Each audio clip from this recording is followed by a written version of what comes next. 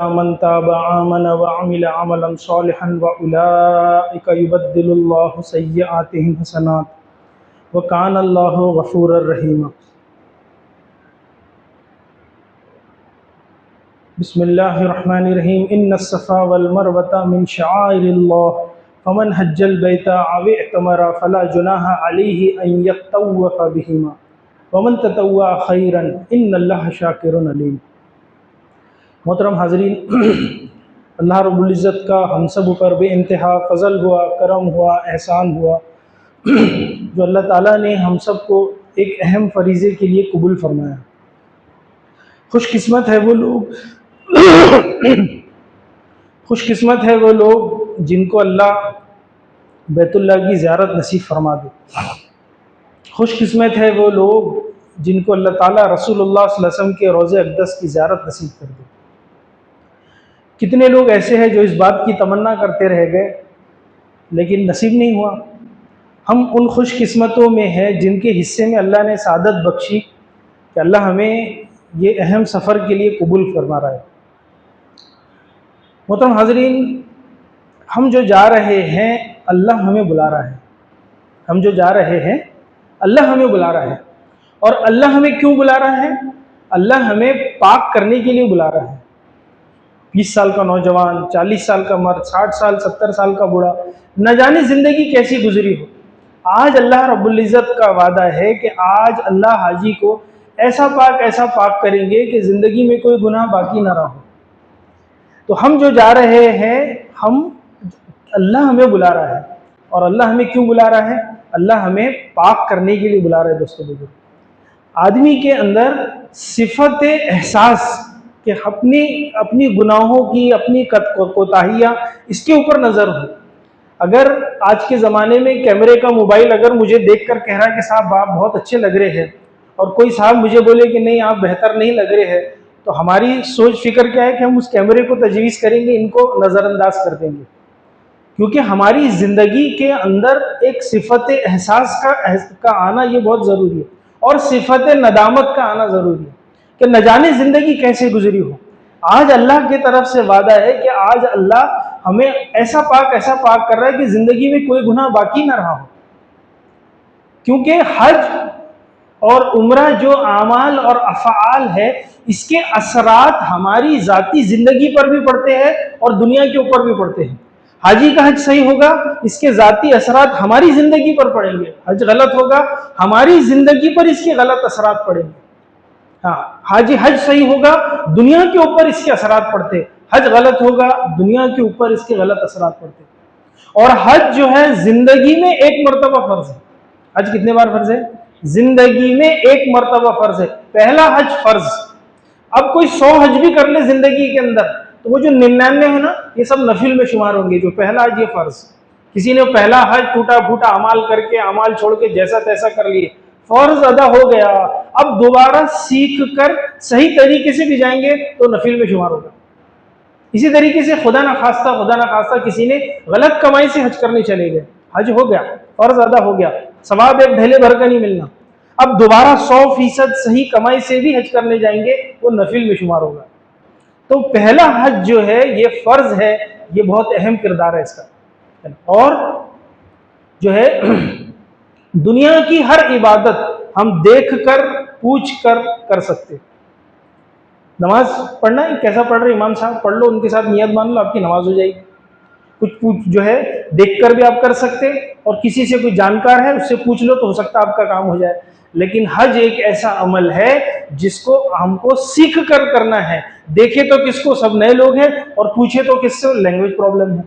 तो हज एक ऐसा अमल है जिसको सीख कर करना है, ये सीख कर करने वाला अमल है दोस्तों। और हज तो जिंदगी में एक मरतबा फ़र्ज है, ये फ़र्ज अमल है। और जो है हमारी ज़ाती ज़िंदगी जो है ये हज और उम्रे के ताबे नहीं है दोस्तों बुजुर्ग। हज जो है, हज और उम्रा दीन के ताबे है। हमारी ज़ाती ज़िंदगी असल दीन है, असल आखिरत है, असल अल्लाह का हुक्म है।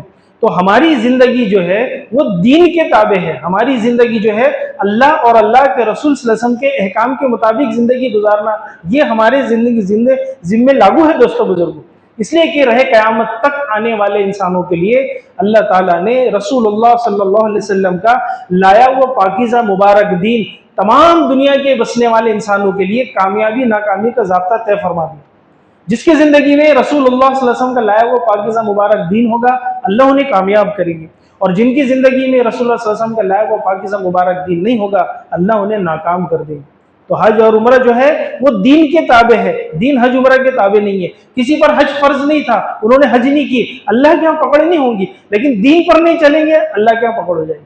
उम्रा तो वैसे भी फर्ज नहीं है, किसी ने उम्रा नहीं किया, अल्लाह के यहाँ पकड़ नहीं होगी। दीन पर नहीं चलेंगे, अल्लाह के यहाँ पकड़ हो जाएगी, क्योंकि असल दीन है, असल आखिरत है, असल अल्लाह का हुक्म है, असल नबी सल्लल्लाहु अलैहि वसल्लम वाले आमालों के मुताबिक जिंदगी का आना है।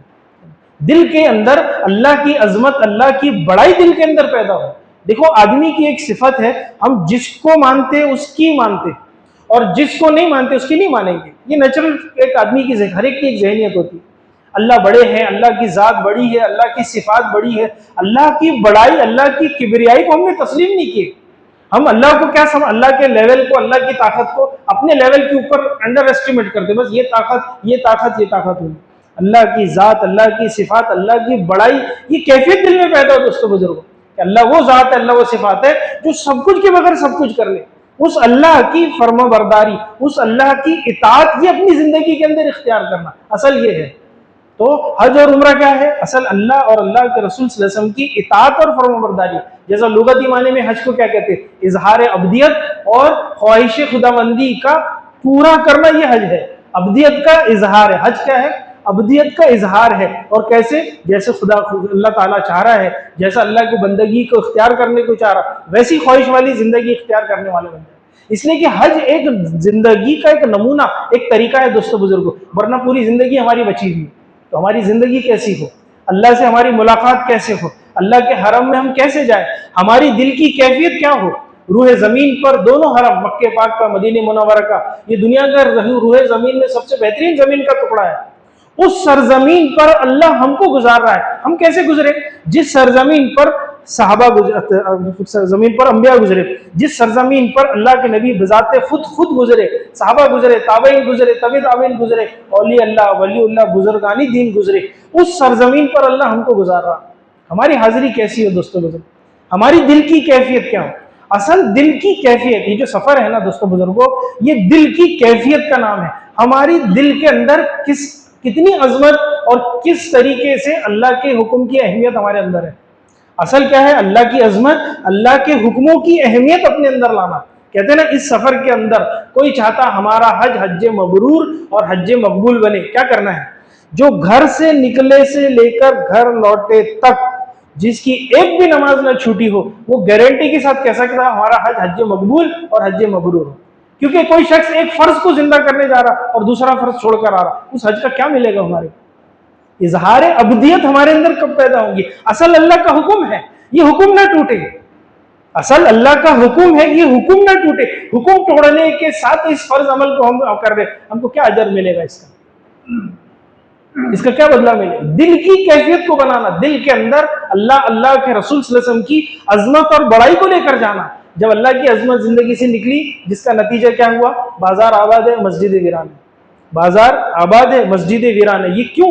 जानकर नाफरमानी क्यों करी? जानकर अल्लाह के हुक्म को छोड़कर जिंदगी क्यों गुजार रहे? क्योंकि अल्लाह की अजमत, अल्लाह की बड़ाई दिल के अंदर पैदा नहीं। तो अल्लाह की अजमत, अल्लाह की बड़ाई को दिलों के अंदर लेकर जाना है दोस्तों बुजुर्ग। कहाँ जा रहे हैं? किस बादशाह के दरबार में जा रहे हैं? कौन सा अमल करने जा रहे हैं? ऐसी प्यारे नबी सल्लल्लाहु अलैहि वसल्लम इस कायनात के अंदर असल है। आपको दुनिया में पैदा करना मकसद नहीं होता। पता नहीं अल्लाह इस दुनिया जहां की क्या शक्ल बनाता है।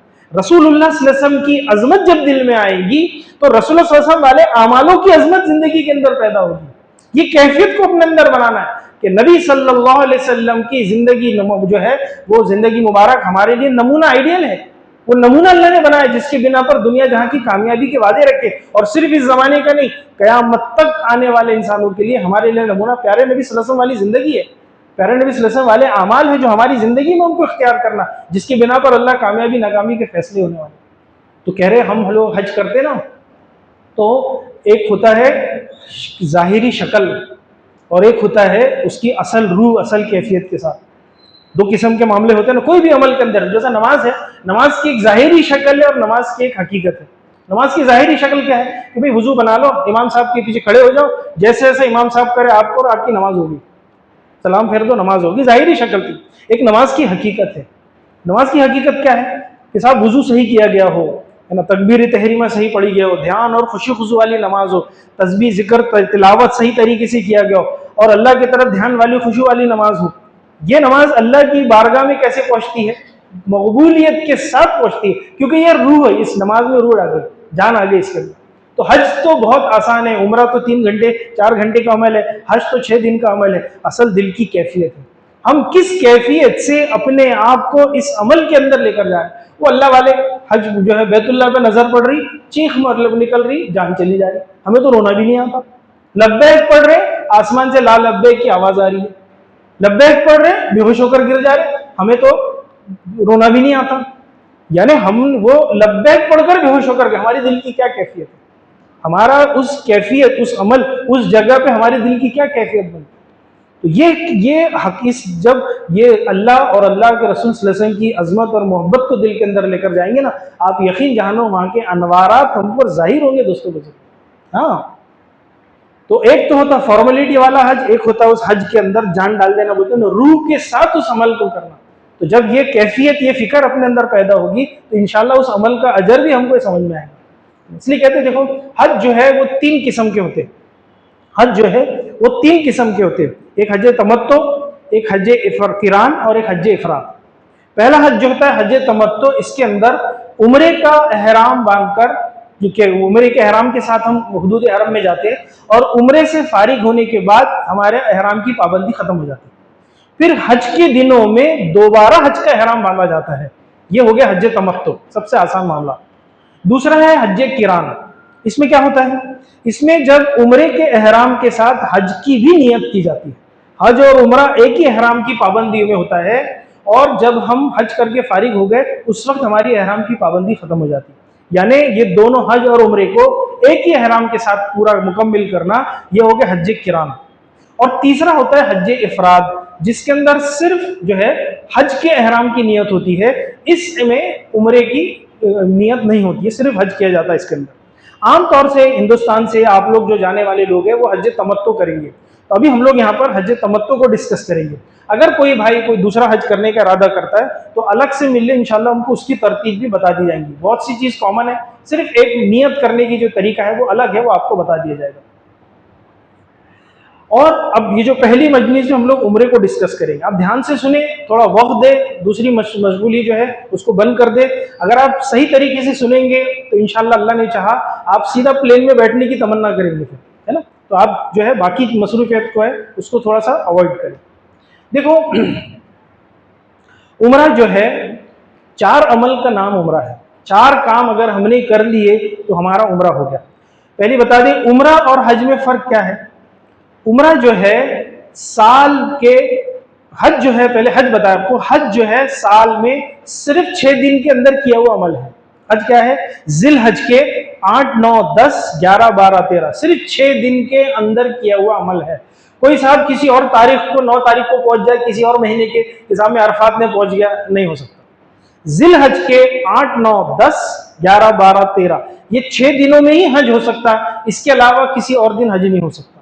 और उम्रा जो है साल के 4 दिन छोड़कर पूरे साल भर में कभी भी उम्रा कर सकते। जिल हज की 9, 10, 11, 12, 13 ये 4 दिन कोई उम्रा नहीं कर सकता। वहां के लोकल भी सोचे अरे सब हम जो है मताफ खाली हो गया, सारे हाजी मीना मुजदलिफा अरफात चले गए, चलो हम उम्रे पे उम्रा करो, ये भी नहीं कर सकते। तवाफ कर सकते, उम्रा नहीं कर सकते। उम्रा साल के 4 दिन, ये 4 दिन छोड़कर पूरे साल भर में कभी भी कर सकते। दिन में 1, दिन में 2, दिन में 3, रात के 12 बजे, दिन के 12 बजे, हमारी इस्तेदाद हमारी कैपेसिटी के ऊपर है, आप कितने भी चाहे कर सकते। उम्रे में कैद नहीं है। हज और उम्रे में ये फर्क है। उम्रे में 4 काम किए जाते हैं, 4 अमल का नाम उम्रा है। उम्रे में 2 फर्ज और 2 वाजिब होते हैं। उम्रे में 2 फर्ज और 2 वाजिब।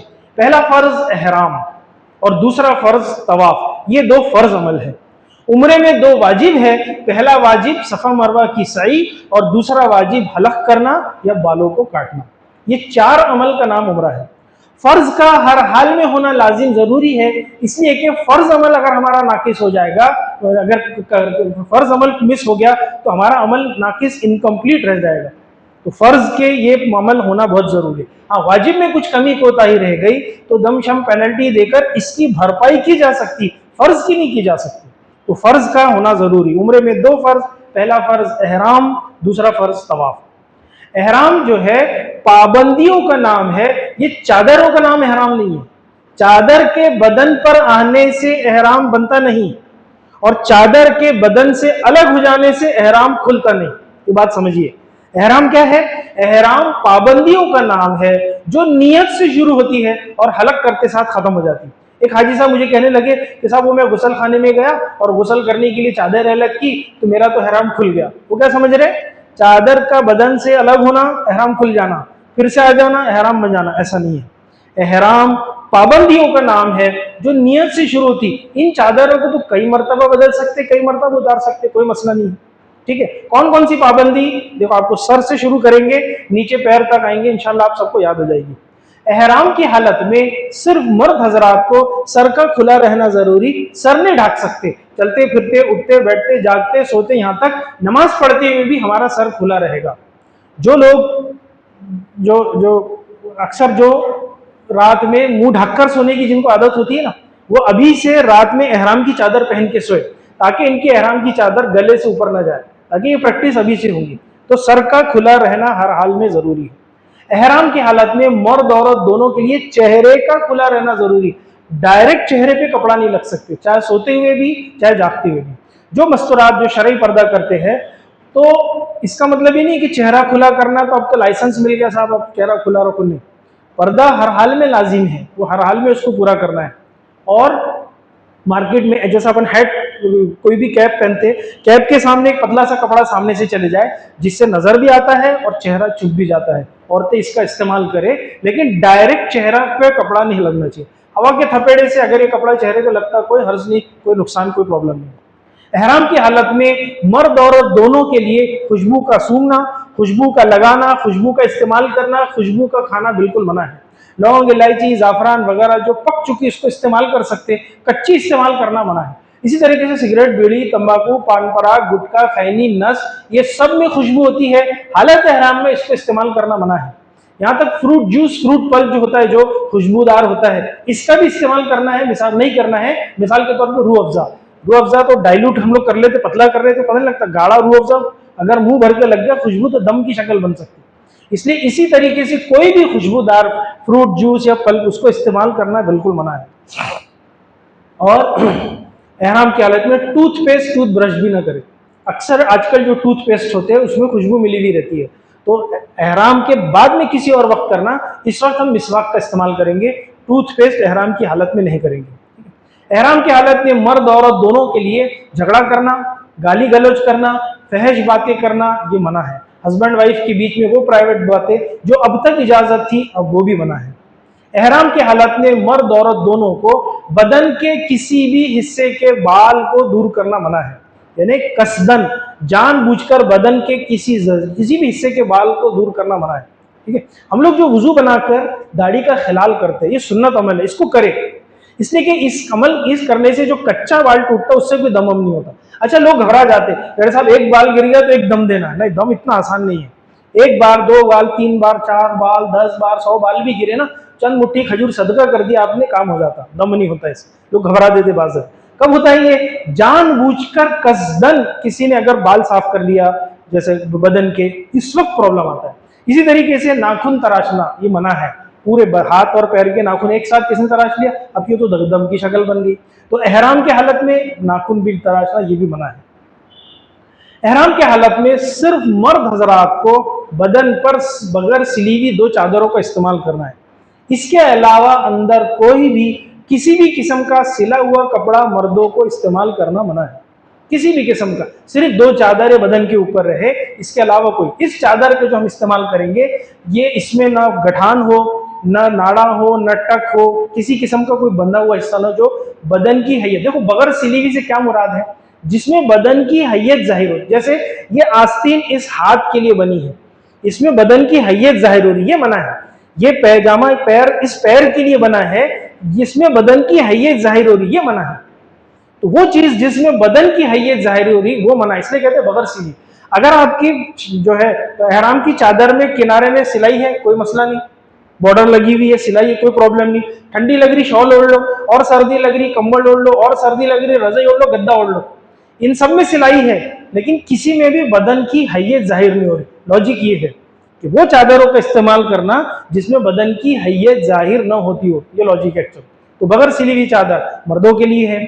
औरतों के लिए जो रोजमर्रा के इनके कपड़े हैं, ये इनका हराम का लिबास है, अलग से इनके लिए कुछ भी नहीं है, सिर्फ हाथों की दोनों कलाई खुली रहे और इनका चेहरा खुला रहे। चेहरा खुले से मुराद ये है कि डायरेक्ट चेहरे के ऊपर कपड़ा ना रहे, बाकी सारा जिस्म सारा बदन पर्दा है। देखो दोस्तों, बुजुर्गों, मोहतरम ख्वातीन हजरात, ये अल्लाह का बनाया हुआ कानून है, ये हमारा तुम्हारा बनाया हुआ कानून नहीं है कि औरतें पर्दे के अंदर है। वो अल्लाह, जिस अल्लाह ने अपनी बंदियों को पैदा किया है, वो अपनी बंदी को पैदा करने वाला अल्लाह अपनी बंदी को इस हाल में देखना चाहता। ये किसका हुक्म है? ये अल्लाह का हुक्म है दोस्तों बुजुर्गों, ये हमारा तुम्हारा बनाया हुआ कानून नहीं। क्या माँ जाना भाई अपनी बहन की हिफाजत करेगा, क्या बाप अपनी बेटी की हिफाजत करेगा? जो अल्लाह ने अपनी बंदियों की हिफाजत का इंतजाम किए। अल्लाह कह रहे मेरी बंदी, मैं तुझसे मोहब्बत करता हूं, मैं नहीं चाहता हूं तेरे जिस्म को कोई देखे, लिहाजा अल्लाह ने औरतों की जिस्म को पर्दा करा दिया। अल्लाह कह रहे मेरी बंदी, मैं तुझसे मोहब्बत करता हूं, मैं नहीं चाहता हूं तेरी चाल को कोई देखे, तेरे बाल को कोई देखे, तेरी आवाज को भी कोई सुने। ये किसने इंतजाम किया? ये अल्लाह ने इंतजाम किया दोस्तों बुजुर्ग। तो अगर खुदा ना खास्ता जिंदगी अगर बेपर्दगी में गुजर गई, ये इतना बड़ा मौका अल्लाह ने दिया है, हज और उम्रे का सफर ये हिदायत का सफर बन जाए दोस्तों बुजुर्ग, हमारी जिंदगी का रुख का बदलने का सफर बन जाए।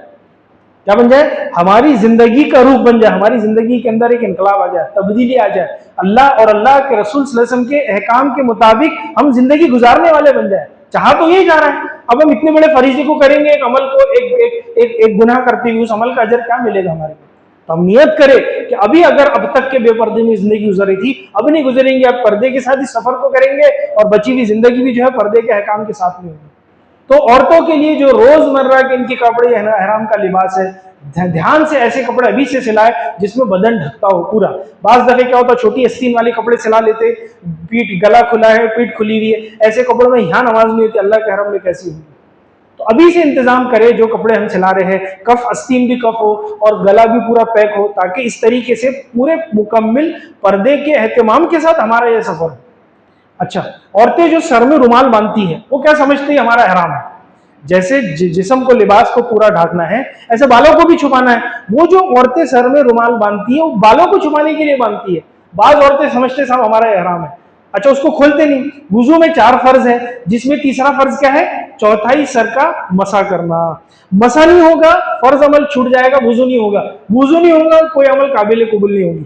तो हम औरतों को बताएं, ये जब भी वुजू बनाए उस रुमाल को खोले, सर का मसा करे और दोबारा बांधे, ये जरूरी है, वरना बेचारे वैसे ही रह जाते, वो अमल छूट जाता, गलती हो जाती। तो औरतों को बताया कि जब भी वुजू बनाए उस रुमाल को खोले। इसी तरीके से हुदूद हरम के अंदर मर्द औरत दोनों के लिए जो है किसी भी किस्म का शिकार करना, शिकार की तरफ इशारा करना, शिकारी का साथ देना बिल्कुल मना है। इसी तरीके से हुदूद हरम के अंदर मर्द औरत दोनों के लिए किसी भी किस्म का दरख्त, पेड़ पौधे, घास फूस तोड़ना, फूल फुलवारी तोड़ना बिल्कुल मना है। और मर्दों के लिए है कि हमारी पैर की जो उभरी हुई हड्डी है ये खुली रहे, ये ढके ना, जिसके वजह से हमको 2 पट्टे का स्लीपर वाली चप्पल पहनना है, ठीक है ना, ताकि हमारी पैर की एहराम की हालत में आप जूता जूती वगैरह ले जाए, एहराम के अलावा जो आप जब भी आपको मामला हो तो आप उसको जूते वगैरह को, चप्पल को इस्तेमाल कर सकते, लेकिन हालत एहराम में 2 पट्टे वाली स्लीपर, और ये सिर्फ मर्दों के लिए। बाज औरतें समझती हमारे लिए भी है, वो भी बेचारे स्लीपर वगैरह ऐसी चप्पल पहन लेते जो उनको अनकंफर्टेबल हो। और अभी से ऐसा जूता कैनवास का सॉफ्ट वाला जो पैर में फिट होता वो औरतों को ले, ताकि चलने फिरने में, आने जाने में उनको सहूलत हो। हम क्या करते हैं, नया जूता लेते, पैक करके रखते, जिस दिन जाना उस दिन उतारते, नया जूता काटता तो बेचारे परेशान हो जाते। यानी हम उससे यूज्ड टू हो जाए, इस्तेमाल करते करते इन बातों का खास ख्याल रखें। यह होगी पाबंदी जो नीयत से शुरू होती है और हलक से खत्म हो जाती है, ठीक है, यह हराम की पाबंदी होगी।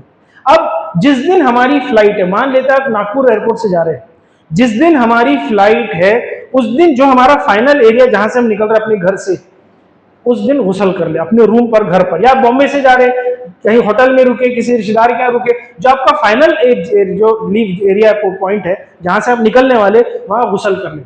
ये भी हो सकता है कि यहाँ से लोग डायरेक्ट बॉम्बे जाए, बॉम्बे से लगी लगी फ्लाइट से आप आगे बढ़ जाए, तो आप यहाँ पर भी गुसल कर ले। गुसल कर कर एहराम बांधना सुन्नत है, सुस्ती काहली की वजह से गुसल नहीं करना मकरूह है। ठीक है, तो अब वहां एयरपोर्ट पे मौका नहीं है कि वहां जाए गुसल करें, कपड़े चेंज करें, पॉसिबल नहीं है। आप यहीं अपने घर के अंदर जब भी निकलने से पहले गुसल कर ले, ये गुसल एहराम के गुसल में शुमार हो जाएगा। ठीक है, जब आप हैंडबैग अपना लगेज जब जाएंगे, अपने एहराम की चादरें वगैरह जो है वो इस हैंडबैग में रखें। बाज दफे क्या होता, हम लगेज में रखते, लगेज चेकिंग के अंदर चला गया, अब एहराम मारना है तो हाजी साहब के पास एहराम की चादर ही नहीं है, अरे साहब वो तो चली गई, वो तो जद्दा में मिलेंगी, अब थोड़ी मिलेंगी। तो एहतियात से ध्यान रहे, जो हमारा लगेज जो 7 किलो का हैंडबैग जो हम प्लेन के अंदर ले जाने वाले, हमारी एहराम की चादरें और एक्सेसरी जो है उस हैंडबैग के अंदर रखें। आप एयरपोर्ट पहुंच जाएंगे, एयरपोर्ट में आपकी जो इमिग्रेशन फॉर्मेलिटी होंगी, सिक्योरिटी चेक होने का, तो आप फाइनल जब सिक्योरिटी होल्ड एरिया में आ गए, यहाँ अपना सामान रखो, खाना वाना कुछ मिलता आपको या कुछ खाने पीने का तकाजा आप खा लो। जब आपकी फ्लाइट को समझो एक आधा पौन घंटा है, आप वुजू करिए, अपनी जरूरियात से फारिग हो जाइए, एहराम की चादर पहनकर वहीं एयरपोर्ट पर 2 रकत नफिल नमाज पढ़ना है। पहली रकत में कुल या अय्युहल काफिरून पढ़ना है, दूसरी रकत में कुल हुवल्लाहु अहद पढ़ना। ये सुन्नत तरीका है, लेकिन यहां सिर्फ नमाज पढ़ना है, नियत नहीं करना। एयरपोर्ट पे अगर आप जाए तो वहां नमाज पढ़ने की एक मस्जिद बनी हुई है, जैसे खास बॉम्बे एयरपोर्ट पे बनी है, उसको जाकर इस्तेमाल करें। वो क्या रहा है, हमारे हाजी हजरात इस्तेमाल नहीं करते, तो वहां के अथॉरिटीज देखते ही जगह इस्तेमाल में नहीं होती, उसको होना ऐसा ना हो कि बंद कर दे। जब एक फैसिलिटी बनी है तो उसको इस्तेमाल करें। मर्द हजरात खास तौर से उस जगह, बॉम्बे एयरपोर्ट में है ये, यहाँ तो नहीं है नागपुर एयरपोर्ट में, वहां पर नमाज वहां पर जाकर पढ़े। वो जो मस्जिद बनी हुई है, आरजी मस्जिद जो बनी है एयरपोर्ट पे, उसका इस्तेमाल करें। तो हमको अभी क्या करना है, यहाँ सिर्फ 2 रकत नमाज पढ़ना है, नफिल, बस, नियत नहीं करना है। औरतों को भी मर्दों को भी जो है वुजू कर कर वो भी 2 रकत नफिल नमाज पढ़ ले, औरतें भी, और सिर्फ नमाज पढ़ना, नियत नहीं करना। अब हम प्लेन में बोर्ड हो जाओ, सर से रुमाल टोपी निकाल लो। जब प्लेन हमारा टेक ऑफ हो जाएगा, टेक ऑफ होने के बाद एक 15-20 मिनट बाद आपको शरबत वगैरह दिया जाता, आपको तकाजा इस्तेमाल करो, खुशबूदार भी है तो आपने नियत नहीं करे, आप उसको इस्तेमाल कर सकते हैं। फिर एक 15-20 मिनट के बाद आपको खाना दिया जाएगा, आप खाना खा लो। खाने में भी बाज़ दफा केक, पेस्ट्री वगैरह खुशबूदार चीज होती, आप इस्तेमाल करो, कोई मसला नहीं। बाज़ दफे उस खाने के साथ में एक गीला टिश्यू मिलता है, वेट टिश्यू। अब हाथ धोने के लिए तो आप जाएगी नहीं, इतने 400 प्लेन पैसेंजर्स का जहाज है, प्लेन है, 400 लोग अगर हाथ धोने जाएंगे तो पानी वैसे ही खत्म हो जाएगा। वो गीला टिश्यू पेपर देते हैं ताकि उसको खोलो और उसको हाथ पर ऐसा मल लो, वो एज गुड एज आपका हाथ धुल गया, इतना साफ सुथरा रहता है, लेकिन उसमें खुशबू होती है। तो अभी एहतियात से आप इस्तेमाल कर सकते क्योंकि आपने नियत नहीं की है। खाना खाने के बाद पहला काम हमारे को क्या करना है, अपनी सीट पर बैठे बैठे अब एहराम की नियत करना है। नियत किस तरीके से करेंगे, मर्द हजरात नियत करेंगे, नियत करता हूं मैं उम्रे के एहराम की, ए अल्लाह तो इसे आसान फरमा, कबूल फरमा, और 3 मरतबा बुलंद आवाज से लब्बैक पढ़ेंगे, लब्बैक अल्लाहुम्मा लब्बैक, लब्बैक ला शरीक लक लब्बैक, इन्नल हम्दा वन निअमता लक वल मुल्क ला शरीक लक। देखो ध्यान रहे, 2 काम करना है, नियत भी करना है, लब्बैक भी पढ़ना है। किसी ने सिर्फ नियत किया, लब्बैक नहीं पढ़ा, काम पूरा नहीं होगा। और किसी ने सिर्फ लब्बैक पढ़ा, नियत नहीं किया, तो भी काम पूरा नहीं हुआ। नियत भी करना है और लब्बैक भी पढ़ना है, ये ध्यान रहे। औरतें नियत करेंगी, औरतें नियत ऐसी करेगी, नियत करती हूं मैं उम्रे के एहराम की, ए अल्लाह तुझे आसान फरमा, कबूल फरमा, और औरतें आहिस्ता आवाज से लब्बैक पढ़ेगी, इतनी आहिस्ता आवाज से कि खुद अपनी आवाज सुन सके। अब हम मुहरिम हो गए, अब क्या हो गए हम मुहरिम। अब वो एहराम की जो सारी पाबंदी हमको बताई जा रही है वो हम पे यहाँ से लागू हो गई। ठीक है, जिस वक्त एहराम की नियत की जाती है इस वक्त दुआ कबूल होती है। ये दुआ की कबूलियत की घड़ी अब यहाँ से शुरू हो गई। ठीक है, अब हमने खाना भी हो गया, इत्मीनान से सारे काम हो गए, नियत भी कर लिए, अब हमको करना क्या है, अपनी सीट पर बैठे बैठे साथ दुआ करो। ये दुआ की कबूलियत की घड़ी चालू होगी। क्या मांगेंगे, अल्लाह से अपनी हाजिरी को मनाओ, अल्लाह हमारे आने को कबूल कर, अल्लाह हमारी हाजिरी को कबूल कर, अल्लाह हमारे आने को रद्द न कर दे, अल्लाह हमारी हाजिरी को कबूल। मांगे अल्लाह से। तो कितने सारे लोगों ने फॉर्म भरे, कितनों का नंबर लगा, है ना, जिनका नंबर लगा वो कैसे कैसे हालात आ जाते बेचारे, जो किसी तरीके से जा नहीं पाते, जो जा पाते उनके साथ भी कभी कभी क्या मामला हो जाता है ना। कितने सारे अनसर्टेनिटीज हमारे साथ लगी हुई है। तो हम तो अल्लाह की बारगाह में अपने आप को पेश करना है हमारे को कि अल्लाह हमारे आने को कबूल कर ले। अल्लाह ने बोला तेरा आना ना मुबारक, तेरी हाजिरी ना मुबारक। एक बुजुर्ग लब्बैक पढ़ रहे और एक नौजवान ने सुना आसमान से ला लब्बैक की आवाज आ रही। कहा चाचा ये क्या सुन रहा हूँ? कहा भतीजे मैं तो 70 साल से सुन रहा हूँ। तो कहा फिर भी आप आते? कहा इस दर के अलावा दूसरा दर ही नहीं जहां मैं जाऊं। गैब से आवाज आई, हमने तुम्हारे 70 साल के लब्बैक को कबूल कर लिया। अल्लाह की बारगाह, अल्लाह की वो जात और सिफात है दोस्तों बुजुर्गों कि वो अल्लाह बस बंदे की आजिजी वो असल है। तो अल्लाह तो माफ करने के बहाने ढूंढता है। अल्लाह तो माफी के लिए खुला है, दरबार खोल के रखा अल्लाह ने, है ना। कोई बंदा रूहे जमीन पर तौबा करता है, अल्लाह आसमानों में चिरागा कर रहा है। अल्लाह को क्या बड़ी दोस्तों बुजुर्गों, अल्लाह आसमानों में चिरागा कर रहा है। आज फला के बेटे फला ने मुझसे सुलह कर ली, बताओ। तौबा बंदा जमीन पे कर रहा है और आसमानों में अल्लाह चिरागा कर रहा है इस खुशी में हमारे तौबा करने के ऊपर। अल्लाह कितने करीब है, अल्लाह कितने माफ करने वालों में सबसे बड़े माफ करने वाले, बख्शने वालों में सबसे बड़े बख्शने वाले अल्लाह है। वो अल्लाह की जाते आली की सिफात वो यकीन अपने अंदर पैदा करे दोस्तों कि अल्लाह इतने करीब शहरक से ज्यादा करीब। हम अल्लाह को बोलते ना अल्लाह को थामे तो उस यकीन को दिल के अंदर इख्तियार करें, ठीक है। तो हम मांगे अल्लाह से, अल्लाह हमारे आने को कबूल करे, अल्लाह हमारी हाजिरी को कबूल करे, ठीक है। ये नहीं सोचना कि अभी मिकात को तो 3-4 घंटे हम बाद में नियत कर लेंगे ना।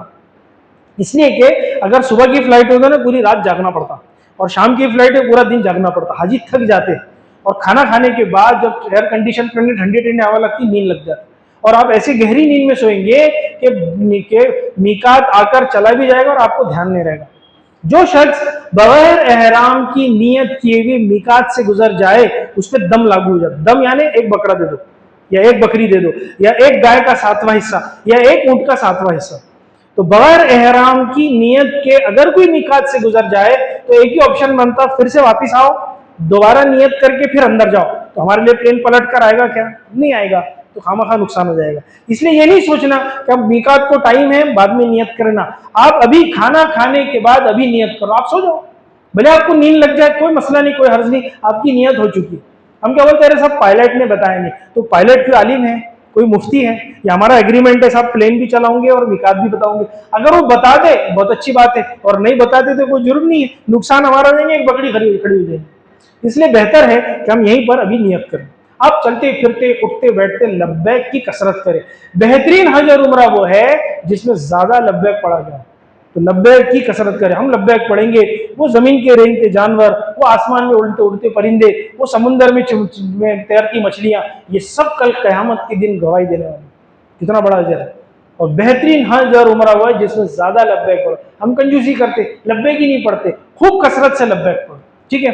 अब जब आप जद्दा पे उतरेंगे आपकी इमिग्रेशन फॉर्मेलिटी होंगी, वहां से बस या आपको ट्रेन के जरिए मक्के पाक ले जाया जाएगा। आप अपने रूम पर पहुंचो, अपने इत्मीनान से अपना सामान चढ़ाओ। लोग जल्दबाजी करते हैं, ठीक है साहब हाजी साहब आप पहले चढ़ा लो, बोलना कोई मसला नहीं, थोड़ा सबर का मामला करें, सबका काम हो जाता है, जल्दबाजी में गड़बड़ हो जाती है। आप इत्मीनान से अपना रूम जो आपको अलर्ट किया गया आप सामान रख दीजिए। देखो अभी उम्रा करने जाना है, कोई जरूरी नहीं कि आप आए तो तुरंत भागो ना, आप तबीयत में बशासत को देखो। आप थके हुए हैं, नींद नहीं है, आप 2-3 घंटा सो भी सकते, बिल्कुल इजाजत है। पूरा दिन आराम कर लो, रात में जाना या सारी रात सो जाओ, अगले दिन सुबह जाना इख्तियार है हमारे को। ये वहां पहुंचे तो साहब उम्रा करना ही है ऐसा नहीं है। हमारी तबीयत में बशासत इसको देखो। आप थके हुए आप सो भी सकते, सोते वक्त ध्यान रहे कि जो पाबंदियां बताई जा रही है उसका खास ख्याल रखें कि जो चादरें जो है वो सर पे ना जाए और ये सारी चीजें जो बताई गई वो सारी बातें ध्यान रखें। तो आप आराम कर ले 2-3 घंटा, जब आप नींद पूरी हो जाए और आपको फ्रेश लगा तब आप उम्रे के लिए रवाना हो। देखो पाकी को हासिल करने के लिए गुस्ल कर सकते और ठंडक को हासिल करने के लिए गुस्ल कर सकते, मैल कुचैल दूर करने के लिए गुस्ल नहीं करना है ना। इस नियत से गुस्ल करे कि साहब मैल कुचैल दूर, बल्कि अल्लाह ताला को जो है हाजी की वो हैयत बताना है, बिखरे हुए बाल वाला, गुबार आलूद, मैल कुचैल कपड़े और अल्लाह के सामने खड़े होकर दुहाई कर रहा हो, जो अनफॉर्चुनेटली अब ये सीन नहीं दिखती। क्योंकि अब प्लेन में बिल्कुल नया एहराम की चादर, प्लेन भी पूरा एयर कंडीशन, बस ट्रेन भी सब एयर कंडीशन, कमरे भी एयर कंडीशन, धूल का तो रोड पे नामो निशान नहीं, और अल्लाह का हरम भी एयर कंडीशन। तो वो जो चादर की क्रीज भी नहीं जाती। वो पहले जमाने में लोग हज करते थे, वो जुल्हुलैफा 450 किलोमीटर से नियत कर आ रहे, ऊंट का सफर, घोड़े का सफर, पैदल सफर, क्या हालत हो जाती होंगी बेचारों की। 450 किलोमीटर गुसल नहीं करना, और एहराम जो है मैल कुचैल दूर नहीं करना, बिखरे हुए बाल, परागंदा, ये जो हाजी 450 किलोमीटर आकर जो बैतुल्लाह पे नजर पड़ती थी, वो सामान फेंक कर जाकर बैतुल्लाह को चुमड़ जाती थी। अल्लाह को अदा कैसे पसंद आएगी कि अल्लाह के लिए किए हुआ ये अमल। देखो हज जो कलमा हम कहते हैं ना, ये हज जो है ये अल्लाह से मुलाकात का सफर है। हज क्या है? हज अल्लाह से मुलाकात का। कलमा जो है हमारी पहचान है, नमाज जो है वो इश्क है, रोजा ज़कात जो है ये मोहब्बत की अलामत है, और आशिक जो है माशूक से मुलाकात चाहता है। हज क्या है? ये अल्लाह से मुलाकात का सफर है दोस्तों बुजुर्गों। और अल्लाह ने जो हमको बुला रहा है, क्या कह रहा है कि साहब वो जो तुम्हारा फाखिराना लिबास है ना, इसको उतार कर आओ, और जो तुम्हारे सर में जो फाखिराना ताज और टोपी तुमने पहने ना, इसको भी उतार कर आओ, और जो पैरों में जो तुमने जो सोने चांदी के जूते पहनकर आए ना, इसको भी उतार कर आओ। कैसे आओ? सिर्फ 2 चादर में मेरे पास आ जाओ। अगर लिबास पहनने की इजाजत होती है ना, बादशाह लोग कितनी मस्ती करते थे पहले जमाने में, वो तो सोने चांदी के हीरे जवाहरात लगे हुए ड्रेस पहनकर आते। टोपी पहनने की इजाजत थी, लोग सोने के बड़े बड़े ताज बनाते थे, लोग बड़े बड़े ताज पहनकर आते थे। अल्लाह ने बोले इसको भी उतार कर आओ। और जूते सोने चांदी हीरे जड़े हुए जूते पहनते थे पहले जमाने में बादशाह लोग, कितनी मस्ती थी। अगर इजाजत होती तो पता नहीं क्या क्या पहनकर क्या क्या लगा कर आते। और अल्लाह क्या, सब सारे बंदे एक बराबर है, बड़ा होगा छोटा होगा कुछ भी रहे, अल्लाह के नजदीक एक। इसने सबको कहा बस 2 लिबास में आ जाओ। शान इश्क में सजना धजना, ये भी इश्क की शान है दोस्तों बुजुर्गों। ये अल्लाह हमको बुला रहा है, मेरे पास आ जाओ, इस कैफियत में आ जाओ। दोनों बंदे अल्लाह के लिए बराबर है। इसलिए कहा ये लिबास भी उतारो, ये सर की टोपी भी उतारो, ये पैर के बिल्कुल आलीशान जूते भी उतारो। कैसे आओ? बस ये 2 लिबास 2 चादरों के अंदर आ जाओ। तो हज जो है ये अल्लाह से मुलाकात का सफर है दोस्तों बुजुर्गों। अभी अल्लाह हमारे साथ क्या करने वाला? अभी अल्लाह से मुसाफा होने वाला। देखो अब हम क्या करेंगे, हम अपने रूम पर जो अभी बात चल रही थी कि पाकी को हासिल करने के लिए गुस्ल कर सकते, और ठंडक को हासिल करने के लिए गुस्ल कर सकते, मैल कुचैल दूर करने के लिए गुस्ल नहीं करना। हम जो अभी टॉयलेट सोप भी यूज करेंगे ना, ये बगैर खुशबू वाला होगा। इसका यहीं से इंतजाम करके जाए कि जो हमारा टॉयलेट सोप है, जो हालत एहराम में हम यूज कर रहे हैं, वो भी बगैर खुशबू वाला रहे। इसका खास ख्याल रखें। अब आपको उम्रा करना है, जाने से पहले कुछ खा ले, आप कुछ कच्चा सामान आपने लाया, बिस्किट चूड़ा वगैरह कुछ भी खाने का आइटम सूखा वाला, उसको खाकर जाए, खाली पेट न जाए, क्योंकि 3-4 घंटे लग सकते हैं, आप हो सकता है ज्यादा भी वक्त लग जाए। तो आप अपने आप को पूरा जरूरत से भी फारिग हो जाए, वुजू कर ले, कुछ खाने पीने का सामान है उसको ले ले, और अब यहाँ से निकलना शुरू करें। जब आप अपनी बिल्डिंग छोड़ेंगे, आपकी होटल, आपकी बिल्डिंग जहां आप रुके हुए हैं, उसको छोड़ने से पहले उस होटल का कार्ड लेना नहीं भूलना। ये मोस्ट इंपॉर्टेंट, सब ध्यान से सुने। होता क्या है, मस्जिद हरम जाना आसान, दूर दूर से सब मालूम रहता, हरम हरम पूछो कोई भी बता देगा, पहुंच जाएंगे आप। लौटते वक्त आप कंफ्यूज जाएंगे, हम आए कहां से थे, हमारी बिल्डिंग किधर है, कौन सा रोड है, कौन सी सड़क है, एक बार में थोड़ी याद होता बात सब। तो आप उस होटल का कार्ड लिए बगैर वहां से नहीं निकलना। अगर आप 4 लोग हैं तो कहना 4 कार्ड दो, 6 लोग हैं तो कहना 6 कार्ड दो। अपनी जेब में, आई कार्ड में, पर्स में, जहां भी आप उसके अंदर रख लो, ताकि लौटते हुए जब आप वापसी में आएंगे, किसी भी ड्रेस में जो पुलिस वाले हैं उससे पता पूछना। आपको लैंग्वेज प्रॉब्लम भी होगा, अगर आप पुलिस वाले को कार्ड दिखाएंगे, वो इशारतन भी बताएंगे ना, लेफ्ट जाओ राइट जाओ, आप अपने रूम पर पहुंच जाएंगे। लेकिन बगैर ड्रेस के किसी पुलिस वाले से पता नहीं पूछना। कोई लगा कि साहब ये जुनैद बगदादी दिख रहे, इनसे पता पूछ लो, उनसे भी नहीं पूछना। सिर्फ पुलिस वाले से पता पूछना, जो ड्रेस में है, उनके अलावा कभी किसी से पता नहीं पूछना। इस बात का खास ख्याल रखना। तो होटल का कार्ड लिए बगैर वहां से निकलना नहीं। कार्ड ले लिया आपने, अब निकल लो। कार्ड नहीं है, कहना है कागज में होटल का नाम, होटल का नंबर और होटल का एड्रेस लिख दो, आप अपने पास महफूज कर लो उसको, ये बहुत जरूरी है। अब आप लब्बैक पढ़ते हुए मस्जिद हरम की तरफ चले। आज जिंदगी का वो एक अहम मोमेंट हमारे सामने आने वाला है। बैतुल्लाह पे पड़ी हुई पहली नजर, जो दुआ मांगो दुआ कबूल होती। वो बैतुल्लाह जिसको हम तस्वीर में देखते थे, जिसको हम तसव्वुर में सोचते थे, आज अल्लाह ने मौका इनायत फरमाया कि आज बैतुल्लाह को हम रूबरू देख सकते हैं। हाँ, तो हम क्या करेंगे, जब मस्जिद हरम की तरफ चलेंगे, अपने नजरों को दरमियानी रखेंगे। पहले कैसा था, कुछ साल पहले जो मस्जिद हराम के तकरीबन 100 दरवाजे थी, इतनी बड़ी उसकी पैरामीटर है, वो 100 दरवाजों में चंद दरवाजे ऐसे थे जहां से बैतुल्लाह नजर आता था, सारे दरवाजों से नहीं आता था। अब कैसा, अभी जो नया कंस्ट्रक्शन हुआ है उसमें 4 बड़े बड़े नए गेट बने, 5 तो पहले से बना हुआ है, 4 नए गेट बने हुए। उस गेट का ओरिएंटेशन ऐसा रखा गया, आप रोड पर भी खड़े हो तो सीधा बैतुल्लाह नजर आता। अच्छा, पहले कैसा था, रोड का लेवल और मताफ नीचे थोड़ा थोड़ा ऐसा ग्रेजुअली नीचे उतरते थे। अभी ऐसा नहीं, जो रोड का लेवल और मस्जिद का लेवल सेम, और मताफ के लिए आपको सीधा नीचे उतरना है माइनस में 1 फ्लोर, सीढ़ियों से या एस्केलेटर जो लिफ्ट लगी वो लगी हुई उससे नीचे उतरना है। तो अब पहले से सिचुएशन बदल गया, आप नजरों को दरमियानी रखते हुए आगे बढ़ना शुरू हो जाए। देखो एक छोटा बैग, पिट्टू जिसको बोलते हैं ना, बैक बैग, ये हर एक का अपने पास हो, अच्छी क्वालिटी का, यहीं से लो आप। इस बैग के अंदर एक पन्नी हो जिसमें हम चप्पल डालेंगे, चप्पल बैग में रहेंगी हमारी। उस बैग के अंदर एक खाने पीने का थोड़ा सा कुछ सूखा सामान, चूड़ा, बिस्किट या ड्राई फ्रूट या एक आध सेब वगैरह, ऐसा ये हर एक के साथ होना जरूरी है। खाने पीने का छोटा सा सामान, कभी बाज दफे टाइम लग जाता, भूख लग जाती, शुगर पेशेंट रहते, कुछ ना कुछ खाने का आइटम अपने साथ में होना। एक फोल्डेबल छोटी छतरी अच्छी क्वालिटी की यहीं से लेना। वहां जो प्लेन में जो एयरलाइंस वगैरह वाले देते हैं वो क्वालिटी अच्छी नहीं रहती, 2 दिन में उसके चिथड़े हो जाते। अच्छी क्वालिटी की फोल्डेबल छतरी आप ले जाओ जरूर, इसलिए कि ये जो हज हो रहा है ये ऐन गर्मी के दिनों में हो रहा है। जहां जब रास्ते में आप चलेंगे धूप मिलेंगी, मिना मुजदलिफा अरफात में भी धूप मिलेंगी, यहाँ तक कि बाज दफे हरम के अंदर जगह नहीं मिली तो आप बाहर रोड पे आपको जगह मिली तो बैठना है तो छतरी खोलकर बैठ सकते हैं आप। अच्छी क्वालिटी की छतरी ये भी आपके बैग में हो। एक मुसल्ला जो जिसको बिछाकर आप नमाज पढ़ेंगे ये भी आपका इंडिविजुअल आपके बैग में अपने साथ हो। और पानी की एक आधा लीटर की बोतल, छोटी सी आधा लीटर की बोतल जिसमें पानी जमजम हो, ये 4-5 चीज हमेशा आपके बैग में आपके पास होना। तो बाज दफे जो टूर्स वाले वगैरह भी कोई बैग देते क्वालिटी कभी कभी अच्छी नहीं होती, अच्छे क्वालिटी का एक बैग आप अपने साथ ले जाओ जो सारे सफर में आते जाते आपके साथ में रहेगा। उसमें ये सारी चीजें आपके साथ में रहना चाहिए, ठीक है। जब आप मस्जिद हरम में जा रहे, जो दरवाजा सामने उस दरवाजे से हमको दाखिल होना है, नंबर नहीं पूछना। लोग पुरानी किताबें पढ़कर आते अभी भी पूछते भैया फला नंबर का दरवाजा किधर है, फला नाम का दरवाजा, सब खत्म हो गया, सब कुछ चेंज हो गया, ना वो नंबर रहा ना वो दरवाजे का नाम रहा। आप तो जिधर से आप आ रहे और जो पहला गेट आपको दिख रहा है बस उसी में आपको दाखिल होना है, ठीक है। मस्जिद में दाखिल होने के कुछ आदाब है। मस्जिद क्या है, बादशाह का दरबार है। बादशाह के दरबार में कैसा जाया जाता है, ऐसी कैसी भी चले जाते हैं क्या? तो मस्जिद में जाने के 5 आदाब है।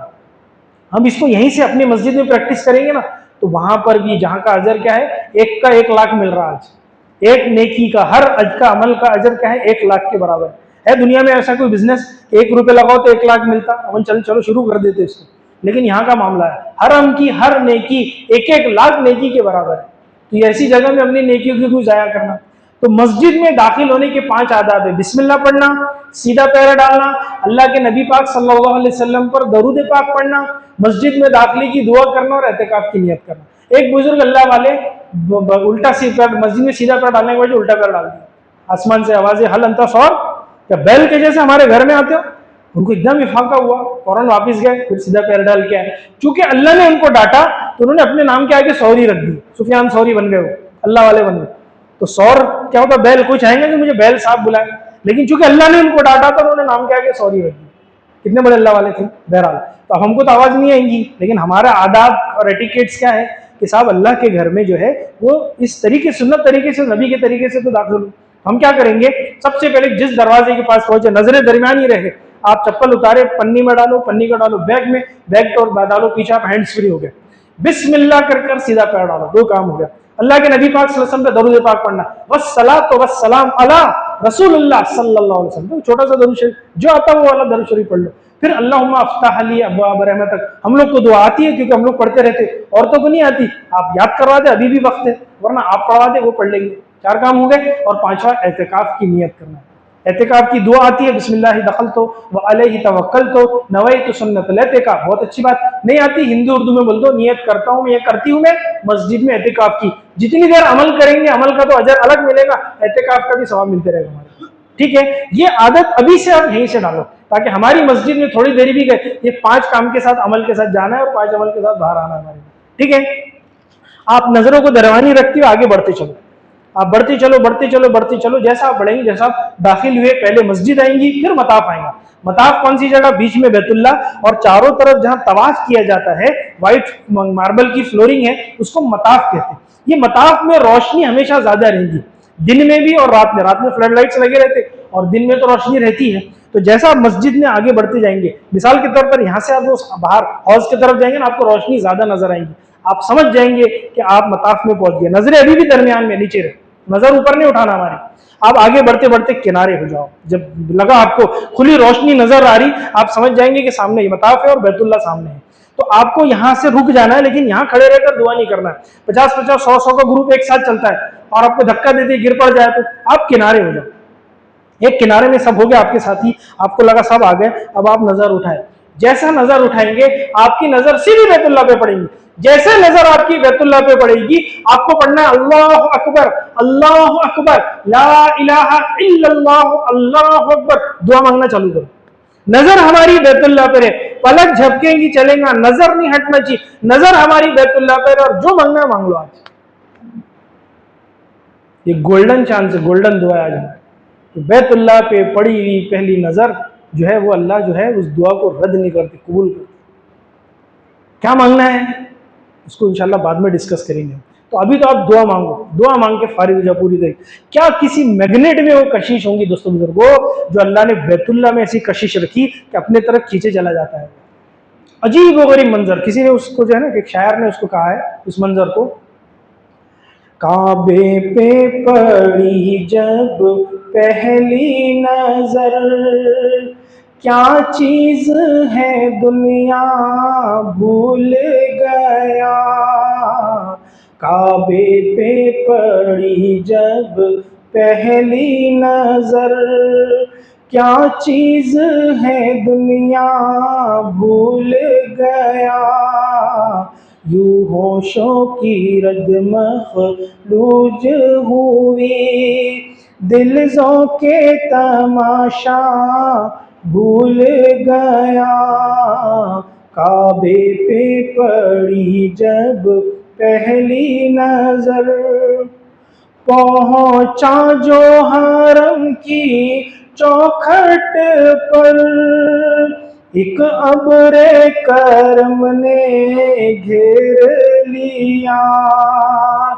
पहुंचा जो हरम की चौखट पर, एक अब्रे करम ने घेर लिया। बाकी ना रहा ये होश मुझे, क्या मांगा था क्या क्या भूल गया।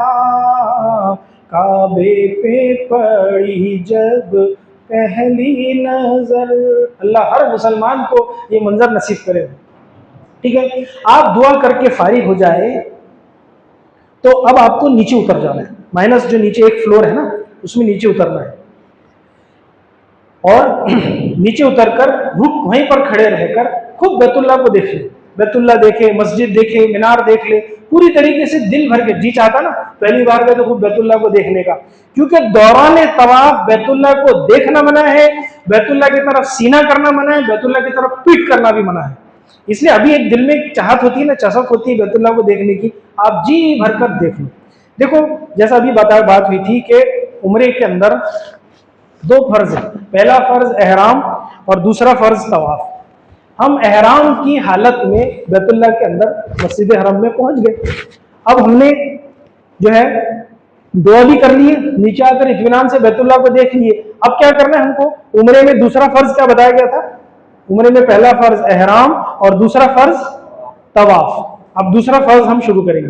तवाफ कहते हैं बैतुल्लाह के इर्द गिर्द 7 चक्कर का लगाना, इसको एक तवाफ कहते हैं। एक चक्कर को एक शौक कहते हैं, 7 चक्कर को एक तवाफ कहते हैं। किसी ने एक चक्कर कर लिया तो साहब एक तवाफ हो गया, ऐसा नहीं है। एक चक्कर को एक शौक कहते हैं, 7 चक्कर को एक तवाफ कहते हैं।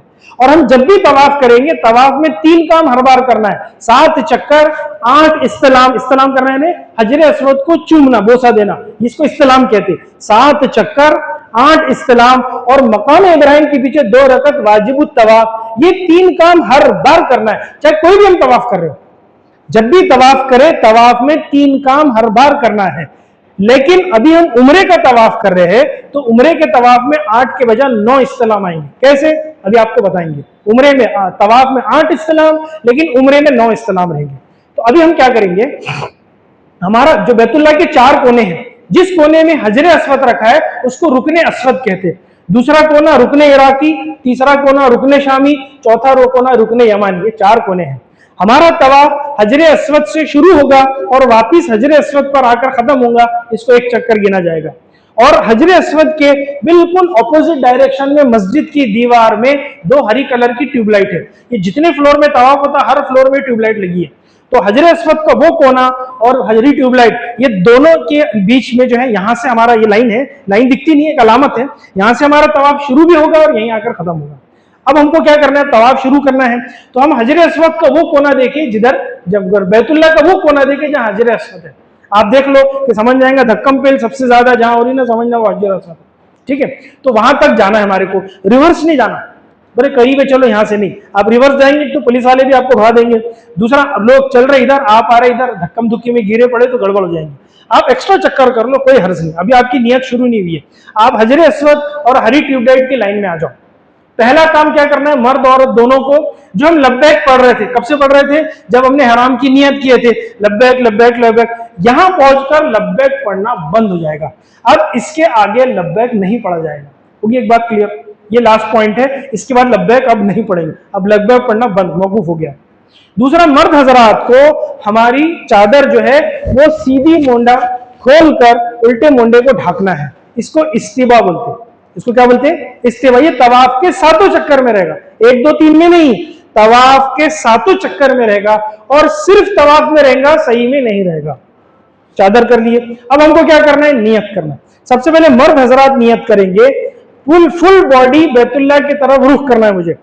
दौर नियत का, जब बैतुल्लाह का और हजर अस्वद का इस्तेलाम कर रहे हैं उस वक्त देखना है हमारे को, उसके अलावा नहीं देखना। पूरी फुल बॉडी फेस करना है बैतुल्लाह और हजर अस्वद की तरफ। नियत एक ही मर्तबा की जाती है, जैसे नमाज में बार बार नियत नहीं करते, अल्लाह अकबर तकबीर तहरीम में नियत कर लिया, नमाज शुरू हो गई हमारी। ऐसे तवाफ में भी एक ही मर्तबा नियत करना। आप बैतुल्लाह की तरफ रुख करके खड़े हो जाओ, हरी हरी ट्यूबलाइट और बैतुल्लाह के लाइन में। मर्द हजरात नियत करेंगे, नियत करता हूं मैं उम्रे के तवाफ की, ए अल्लाह तुझे आसान फरमा, कबूल फरमा, बस सिंपल इतनी लेंगे। और बड़े और अल्लाह तुझे आसान फरमा, कबूल फरमा, बिस्मिल्लाह अल्लाहु अकबर वलिल्लाहिल हम्द, बस सिर्फ इतना पढ़ना है। जब हम अल्लाह अकबर पढ़ेंगे तो हमारे हाथ कानों तक जाएंगे, आपकी नियत होगी, बिस्मिल्लाह अल्लाहु अकबर वलिल्लाहिल हम्द, बस इतना ही पढ़ना है, नियत हो गई। अब पहला इस्तेलाम करना है। अगर हजर अस्वद खाली भी मिले तो भी वहां नहीं जाना है। क्यों नहीं जाना है, क्योंकि वहां खुशबू लगी, हम एहराम की हालत में, इसलिए यहीं खड़े रहकर उंगली का, हाथों हथेली का इशारा ऐसा करना है कि हमारी हथेली हजर अस्वद को लग गई, भली ना लगे लेकिन यहीं से आपको इशारा करना है। तो हम क्या करेंगे, जब नियत हो गई, कर ली हमने, हजर अस्वद की तरफ इशारा करके क्या पढ़ेंगे, तकबीर और तहलील। तकबीर यानी अल्लाहु अकबर, तहलील यानी ला इलाहा इल्लल्लाह। तो आप पढ़ेंगे अल्लाहु अकबर ला इलाहा इल्लल्लाह, बस। तो आप नियत करें, नियत करता हूं मैं उम्रे के तवाफ की, ए अल्लाह तुझे आसान फरमा, कबूल फरमा, बिस्मिल्लाह अल्लाहु अकबर वलिल्लाहिल हम्द, और हजर अस्वद को इशारा किया अल्लाहु अकबर ला इलाहा इल्लल्लाह, और दोनों हथेलियों के बीच में चूम लेंगे। जोर से चटखारा नहीं लेना, हल्के से चूम ले, हमारा नियत यहाँ का काम पूरा हो गया। औरतें नियत कैसे करेंगी, औरतें नियत करेंगी, नियत करती हूं मैं उम्रे के तवाफ की, अल्लाह तुझे आसान फरमा, कबूल फरमा, बिस्मिल्लाह अल्लाहु अकबर वलिल्लाहिल हम्द। औरतें कानों तक हाथ नहीं उठाएंगी, औरतें सिर्फ सीने तक हाथ उठाएंगी, जैसे नमाज में उठाती, कानों तक मर्दों को उठाना है। अपनी नियत कर ली, और औरतें जो हाथों का इशारा करके अल्लाह अकबर बिस्मिल्लाह अल्लाह अकबर ला इलाहा इल्लल्लाह पढ़ के हथेलियों में चूम लेंगे। ये हमारा यहाँ का अमल पूरा हो गया। अब मर्द हजरात राइट टर्न हो जाओ, फौजियों की तरफ राइट टर्न होकर सीधे तरफ से ऐसा चलना शुरू करे कि हमारा बाया मोंडा बैतुल्लाह की तरफ है। तीसरा कलमा पढ़ती हुई चले। कोई भाई ऐसा मिल जाए जिसको तीसरा कलमा ना तो कहना तो दूसरा कलमा पढ़ लो। कोई ऐसा मिल जाए जिसको दूसरा कलमा नहीं आता, वो पहला कलमा पढ़ ले। कोई अल्लाह अकबर भी पढ़ेगा ना, उसका भी तवाफ हो जाएगा। कितना आसान है, इतनी आसानी आपको क्या बताना। हम तो 2 मीटर के बढ़िया नया चादर और एहराम की लुंगी सब लेकर जा रहे। कोई गरीब आदमी बेचारा पहुंच जाए, उसके लिए क्या है भाई। लोग तो पैदल हज करते थे उस जमाने, खाने के लाले पड़े रहते थे। सफेद चादर कहां से लेकर आए, एहराम की 2 नहीं 2.5 मीटर के ऊपर 2.5 मीटर के नीचे। तो अल्लाह ने उनके लिए भी आसानी का मामला कर दिया। कहा तुम्हारी रोजमर्रा की लुंगी जो बीच से खुली है, ये बन गई लुंगी, तुम्हारा कुर्ता उठाकर खोल लो, उतार के पीठ पे रखो, दोनों आस्तीन सामने रख लो, लब्बैक लब्बैक लब्बैक चालू हो गया। इतनी आसानी का मामला रखा अल्लाह ने। बहरहाल अब हमने हराम, हमको अल्लाह ने इस्तिदाद दी है, हम हराम की चादर खरीद सकते, हमने हराम की चादर इस्तेमाल की। तो अल्लाह अकबर भी कोई पड़ेगा ना, उनका भी तवाफ हो जाएगा। ठीक है, पहले 3 चक्कर में रमल करना है ना, अकड़ के चलना पहलवानों की तरह। रुए जमीन पर कहीं भी अल्लाह ने अकड़ने की इजाजत नहीं, यहाँ इजाजत दी, यहाँ अकड़ कर चलो। पहले 3 चक्कर में इसको रमल करना कहते हैं। पहले में भूल गए, दूसरे तीसरे में कर लो, दूसरे में भूल गए, तीसरे में कर लो, तीसरे में भूल गए, जैसे तवाफ के 3 चक्करों में रमल करना सुन्नत है, बाद के 4 चक्कर में रमल नहीं करना, यह भी सुन्नत, अब नहीं करना। तो पहले 3 चक्कर में आप रमल करेंगे, औरतें रमल नहीं करेंगी, औरतें तो अपनी जगह पे दरमियानी चाल चलेंगी। तो रमल में क्या है, तेज भी चलना है और दूसरा काम क्या करना है हमारे को, जो पकड़ के चलना है। तेज चल नहीं सकते क्योंकि हमारे साथ लेडीज है, उनको साथ में लेकर चलना है, तो हम अपनी जगह पर ऐसा करते हुए चलेंगे पहले 3 चक्कर। रुकने इराकी आएगा, रुकने शामी आएगा।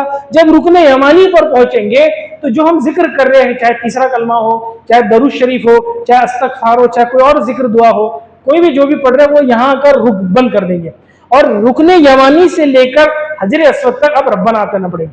रब्बना आतिना फिद दुनिया हसनतुम व फिल आखिरति हसनतुम व क़िना अज़ाबन्नार वदखिलनल जन्नत मअल अबरार या अज़ीज़ु या गफ्फार या रब्बल आलमीन। ये दुआ पढ़ते पढ़ते पढ़ते पढ़ते आएंगे। रुकने यमानी पर अल्लाह ने 70 फरिश्ते मुकर्रर किए हैं जो तवाफ करने वालों के तवाफ पे आमीन कह रहे। लो सर, दुआ हम कर रहे, तवाफ हम कर रहे और आमीन कौन कह रहे, 70 फरिश्ते।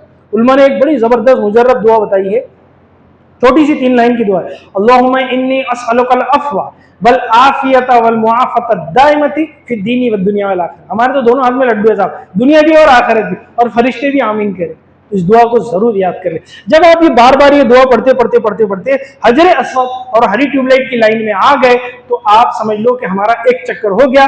अब मुड़ना है, पूरी तरीके से मुड़ना है और बैतुल्लाह की तरफ रुक करके दूसरा इस्तलाम करना है। हर चक्कर शुरू करने से पहले एक इस्तलाम करना है। पहला चक्कर हो गया, एक इस्तलाम भी हो गया, अब दूसरे चक्कर के पहले दूसरा इस्तलाम, अल्लाहु अकबर ला इलाहा इल्लल्लाह हो गया। अब चलना शुरू करें, दूसरा, तीसरा, चौथा, 5वां, 6वां, 7वां चक्कर जब हमारा पूरा हो जाए तो 8वां इस्तलाम करके धीरे धीरे बाहर आए। 8वां जब 7वां चक्कर करेंगे ना, तो अगर हम बीच से करें तो जरा किनारे किनारे होकर आ जाना ताकि बाहर निकलने में आसानी हो, है ना। एकदम से निकलेंगे बाहर कोई धक्का देता, और थोड़ा थोड़ा हटते हटते निकलेंगे तो बहुत आसानी से बाहर निकल जाएंगे। हमको क्या करना है, मकाम इब्राहिम के पीछे जाना है। वो जो सुनहरी जाली जो है ना, जिसमें हजरत इब्राहिम अलैहिस्सलाम के जो पैरों के निशान है, वो जन्नत से आया हुआ टुकड़ा, पत्थर का टुकड़ा है, उसको जो है एक सुनहरी जाली में एनक्लेव किया गया है, एनक्लोज किया हुआ है, उसके अंदर रखा हुआ है। उसके पीछे ये मकाम इब्राहिम के पीछे यहाँ 2 रकअत वाजिबुत तवाफ नमाज पढ़ना है। कुरान करीम में अल्लाह फरमा रहे वत्तखिज़ू मिन मकाम इब्राहिम मुसल्ला, ये जो है इसको मुसल्ला बना लो, इब्राहिम अलैहिस्सलाम के जो पैरों के निशान, उसके पीछे 2 रकअत वाजिबुत तवाफ नमाज पढ़ना है। ये नमाज जो पढ़ेंगे हम, इसमें पहली रकअत में कुल या काफिरून, दूसरी रकअत में कुल हुवल्लाहु अहद, ये वाजिब नमाज है, इसको पढ़ना है। अगर मकाम इब्राहिम के पीछे लोग तवाफ कर रहे हैं, वहां पर नमाज नहीं पढ़ना। लोग कभी कभी जिद करते हैं, ऐसा बिल्कुल हाथ पकड़कर खड़े हो जाते हैं 2 लोग और इनको नमाज पढ़ने की बीच में नमाज पढ़वाते। जहां लोग तवाफ कर रहे हैं वहां नमाज नहीं पढ़ना। पता लगा नहीं तो हमारी नमाज पढ़ी जाएगी, मजमा है, भीड़ है और हम आगे उनकी चपेटे में, तो क्या हाल होगा हमारा। इसलिए यहाँ नमाज, आप पीछे जाओ और पीछे चले जाओ। यहाँ तक कि अगर आजकल जो बीच में पार्टीशन लगा हुआ है मताफ में, वो पार्टीशन की दीवार से लगकर खड़े हो जाओ। आप यहाँ नमाज पढ़ो, पीछे बहुत जगह, लोग पीछे जाते नहीं नमाज पढ़ने के लिए, यहाँ आप 2 रकअत नमाज पढ़ लो। मकाम इब्राहिम के पीछे दुआ कबूल होती है, ये दुआ की कबूलियत की जगह है, यहाँ दुआ कबूल होती है। आप नमाज पढ़ो, दुआ मांगो। देखो, बेसूदगी बेजारगी से दुआ नहीं करना। हम क्या करते हैं, हाँ चलो चलो बेरहमत है यार, आगे बढ़ो आगे बढ़ो। अरे भाई, हम तो गई दुआ मांगने, हम काहे के लिए गए, हमारा काम क्या है, हम तो गई दुआ मांगने। हाजी जो है वो वफद है, एम्बेसडर है अपने इलाके का, हमको वो तो भेजा जा रहा है दुआ मांगने की, और हम दुआ में कमी कर रहे हैं। देखो, दुआ में कुछ हिकमतें हैं, 3 हिकमतें कहते हैं। एक तो जो दुआ मांगो फौरन अल्लाह उसको कबूल कर लेता, दूसरा अल्लाह उस दुआ का बदल अता कर देता, तीसरा हम जो दुआ मांगते अल्लाह उसको महफूज कर देता। कल क़यामत के दिन जब बंदा अल्लाह के हाजिर होगा तो अल्लाह बुलाकर बोलेंगे दुनिया में फला दुआ मांगी थी, वो मैंने कबूल नहीं की, उसका बदला यहाँ दे रहा हूँ। बंदा देखेगा एक दुआ, उसका बदला ये मिल रहा है, वो चीख पड़ेगा काश दुनिया में एक भी दुआ कबूल नहीं होती, सबका बदला यहाँ मिलता। क्योंकि जो अल्लाह ने रिजर्व करे दुआ, उसका बदला जो देखेगा तो चीख पड़ेगा बंदा। तो हम कैसा, हम जल्दबाज, हम बोलते इधर बटन दबाए तो इधर कबूल होना चाहिए, ऐसा होगा, पहले हमको क्वालिटीज अपने अंदर पैदा करना पड़ेगा।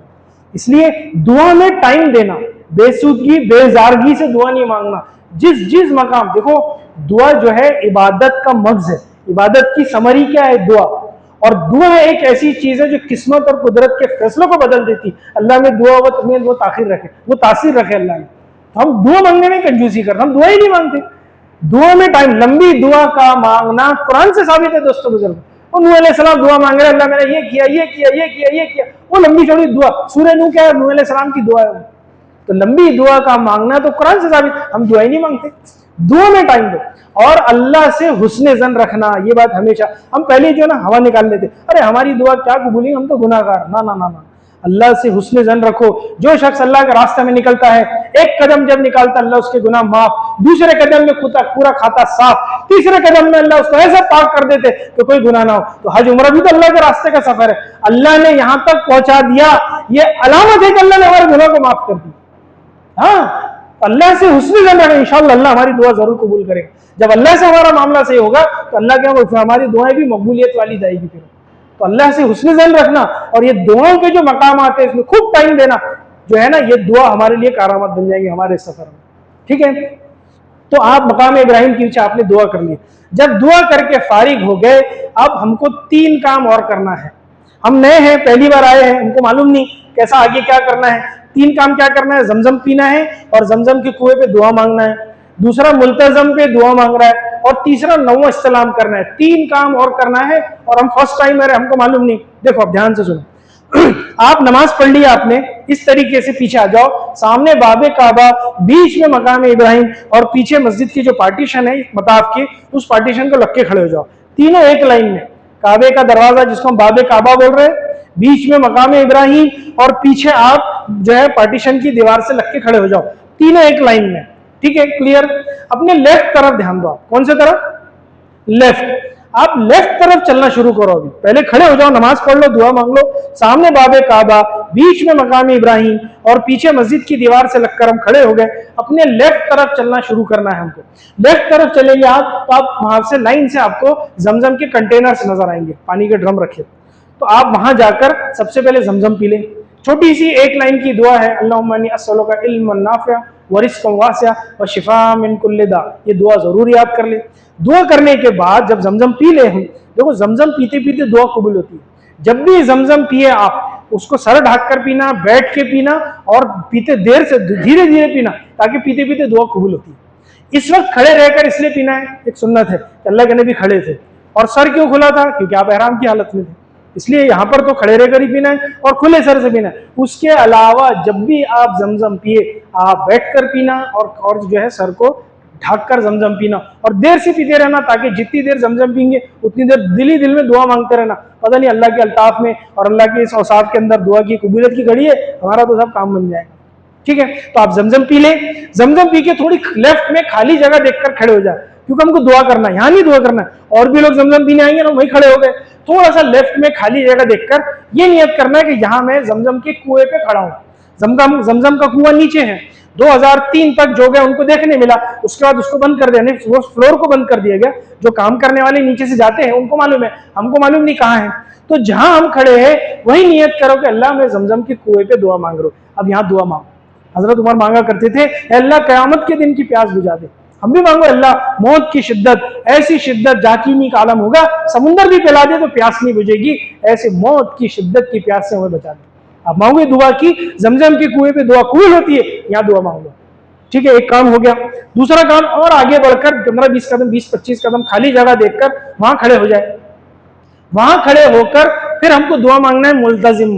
मुल्तजिम कौन सी जगह है, बाबे काबा और हजरे अस्वद की बीच की जगह को मुल्तजिम कहते हैं। मुल्तजिम यानी चिमटना, लेकिन चूंकि वहां खुशबू लगी है, हम एहराम की हालत में, इसलिए वहां नहीं जाएंगे, हम यहीं खड़े रहकर दुआ करेंगे। अल्लाह के नबी पाक सल्लल्लाहु अलैहि वसल्लम का कहना है, मुल्तजिम पे मांगी भी दुआ और कबूल ना हो, ऐसा हो ही नहीं सकता। मुल्तजिम पे दुआ कबूल होती है दोस्तों बुजुर्गों, इसलिए हम यहाँ पर जो है खूब अच्छे से दुआ मांगी, इत्मीनान से दुआ मांगी।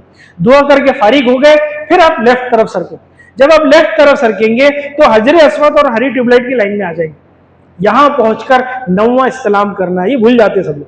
तवाफ में 8 इस्लाम है, उम्रे के तवाफ में 9 इस्लाम है।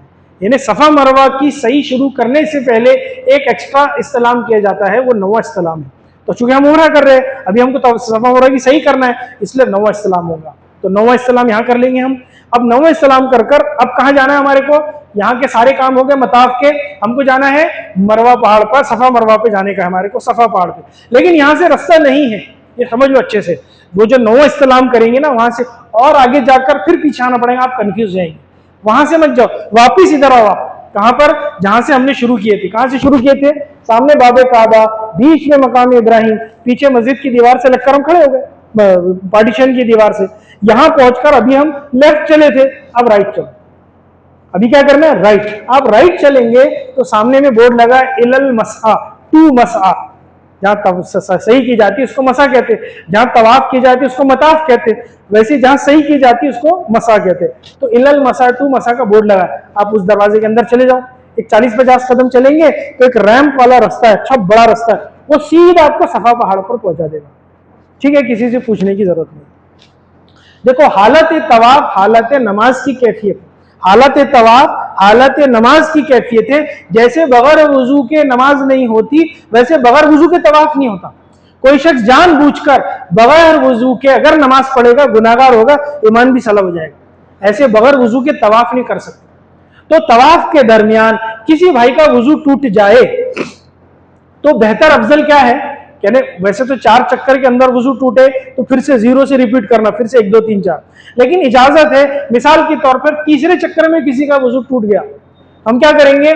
बाहर आएंगे, वजू बनाएंगे और हजर अस्वद के पास जाकर वहां से वो चक्कर फिर से शुरू करेंगे, है ना। इसमें शर्माना नहीं। वजू टूट के अपने साथी को बोले मुझे वजू की हजत है, तो आप पीछे आ जाओ, वजू बना लो और फिर से चक्कर शुरू करो। वजू कहां बनाना है? वो जो बड़े बड़े 4 नए गेट बने हैं जिनकी सीढ़ियां मताफ में उतरती, वो सीढ़ी के पीछे में वजू खाने बनाए गए हैं। एक तरफ लेडीज, एक तरफ जेंट्स, दोनों के इंतजाम है वहां पर। तो यहां जाकर हम वजू बना ले, बाहर जाने की जरूरत। वजू का तो इंतजाम है यहाँ पर, लेकिन टॉयलेट वगैरह का इंतजाम नहीं है, वो बाहर ही जाना पड़ता है। तो आप वजू बना ले और फिर से हजर अस्वद के पास आकर जो चक्कर का वजू टूटा था उस चक्कर का इस्तेलाम करके उस चक्कर को फिर से स्टार्ट करें। इस तरीके से आप अपने चक्कर को पूरा करें। आखिरी में कंफ्यूजन हो जाए, भाई 6 चक्कर हुए कि 7 हुए, 5 हुए कि 6 हुए, कभी कभी कंफ्यूजन हो जाए। कंफ्यूजन हो जाए तो कभी भी कम वाले को लेना, ज्यादा वाले को नहीं लेना। 5 और 6 में हुए थे 5, हमने ले लिए 6, 6 और 7 में हुए थे 6 और हमने ले ली 7, तो हमारा फर्ज अमल नाकिस इनकम्प्लीट रह जाएगा। कंफ्यूजन हो जाए तो कम वाले को लेना, ज्यादा वाले को नहीं लेना। ठीक है ना, इस बात का खास ख्याल रखना। दौरान तवाफ नमाज का वक्त, अजान हो जाए, नमाज का वक्त हो जाए, हम क्या करना? लेडीज को सबसे पहला काम करना, मताफ से निकालकर जो लेडीज की पार्टीशन की नमाज की जगह बनाई गई वहां लेकर जाना। औरतों को बीच मर्दों में घुसकर नमाज पढ़ने की जरूरत नहीं करना चाहिए। बाज़ दफे आप देखो दूसरे मुल्क की औरतें आती, हमारे औरतों को भी जोश आता, ये भी मर्दों में घुसने को देखती। जो औरत मर्द के बीच में घुस के नमाज पढ़ेगी, उस औरत के पीछे जो मर्द है उनकी नमाज ही नहीं होती। नियत की वजह से उनको तो अजर मिल जाता, इनकी नमाज का खमियाजा उस औरत के मत्थे मार दिया जाता जो मर्दों में घुस के नमाज पढ़ती। इसलिए हमने ये हरकत, हमारी औरतें यहाँ मर्दों में घुसती कर नहीं, वहां क्यों जिद करते लोग, आप देखना लोग करेंगे ऐसा। तो हम क्या करें? जो पाकुल पार्टीशन लेडीज का सेक्शन बनाया गया वहां बैठाओ, इधर इनको बैठाओ, इधर लेडीज जेंट्स सेक्शन में आप बैठो। जब नमाज पूरी हो जाए साथ में लेकर जहां से छोड़े थे वहीं से आगे बढ़ो। नमाज के लिए मुंडे को ढकना जरूरी है, खुले मुंडे से नमाज नहीं पढ़ना। मुंडा ढाक लेंगे, नमाज पढ़ लेंगे। जब नमाज हो गई फिर से इस्तेवा कर लिए और बचे हुए चक्कर शुरू करें। अभी रिपीट नहीं करना है। रिपीट कब करना था? जब वजू टूटा। अभी हमारा वजू नहीं टूटा, अभी रिपीट नहीं करना है। अभी जहां से हमने छोड़े वहीं से आगे बढ़ जाना है, क्योंकि हम नमाज के लिए अलग हो। ठीक है, ये बात को खास ख्याल रखना। औरतें जो है किसी भी किस्म के कांच की चूड़ियों का इस्तेमाल नहीं करना। वो चूड़ियां हाथ में पहन, पता नहीं किसने बता दिया उनको कांच की चूड़ियां पहन के जाए, वो धक्कम धुक्की में फूट कर गिरी, जिसका पैर ऊपर लगा उसका पैर बेचारे का जख्मी होता है। बारहा कई मरतबा देखा हुआ मंजर है। भाई पहनना है तो मेटल की पहन लो, प्लास्टिक की पहन लो, कांच की चूड़ी क्यों पहनना? थोड़ा सा कॉमन सेंस यूज करना चाहिए। इसलिए औरतों को बताए ऐसा ना कर, बल्कि जेवरात का भी इस्तेमाल ना करे। क्यों भाई? जेबो जीनत अपने शौहर के लिए इस्तेमाल करना है, तो ये जेवर का इस्तेमाल क्यों करना, क्यों लेकर जाती है औरत? बिल्कुल भाई, साथ में ले जा रहे तो अलग नुकसान, रूम पे रखा है तो अलग नुकसान, वहां गायब हो जाएगा। भाई हम तो टिकट लेकर आए, शैतान तो विदाउट टिकट आया ना, वो तो अपना काम बताएगा। इसलिए एहतियातन बरते। तवाफ करते करते कुछ गिरा, आप बोले उनको जी छोड़ दो मत उठा, हाँ वो नहीं माने, वो तो झुकेंगे, वो छोड़ नहीं सकते, उसको उठाएंगे। और अगर अल्लाह ना करे पीछे से धक्का आया, हो गया गेम ओवर। इसलिए जेबो जीनत के लिए कोई जेवर का इस्तेमाल भी मत करो। पहनना है तो मेटल की प्लास्टिक की चूड़ी हाथ में पहन लो, वो काफ़ी है उसके लिए। उसके अलावा किसी भी किस्म का जेवरात का इस्तेमाल औरतें बिल्कुल ना करें। अब आप जो है दौरान तवाफ, आजकल एक बीमारी बड़ी आ गई, बहुत बड़ी बीमारी। क्या बीमारी? तवाफ भी हो रहा है और हेलो हाय भी चल रहा है। कितनी अजीब बात है। देखो हालियत, ये तवाफ जो है ना चलती फिरती नमाज है। जैसा हम नमाज पढ़ते अल्लाह हमारी तरफ मुतवज्जह होता है, ऐसे तवाफ भी चलती फिरती नमाज है, अल्लाह मुतवज्जह। अब अल्लाह हमारी तरफ मुतवज्जह और हम दुनियादारी लेकर बढ़े, कितनी बुरी बात है। दुनिया में किसी फर्नीचर नेता मिनिस्टर के पास नंबर लगे हमारा, बड़े मुश्किल से अपॉइंटमेंट मिले और वहां पहुंचने के बाद उनके फर्नीचर को देख रहे, इंटीरियर को देख, क्या बोलेंगे अरे इसको भगाओ, कैलकुलेट टाइम वेस्ट कर रहा, होगा कि नहीं होगा? और हम अल्लाह की बारगाह में हैं, कहाँ खड़े हैं, सोचे जरा सा कभी। ये जो हजर अस्वद का इस्तेलाम किया ना हमने, मालूम हजर अस्वद, ये अल्लाह से मुसाफा है। हजर अस्वद का इस्तेलाम ये अल्लाह ताला से बराह रास्त मुसाफा है दोस्तों बुजुर्गों। ये वो हाथ है जो अल्लाह ने मुसाफा किए।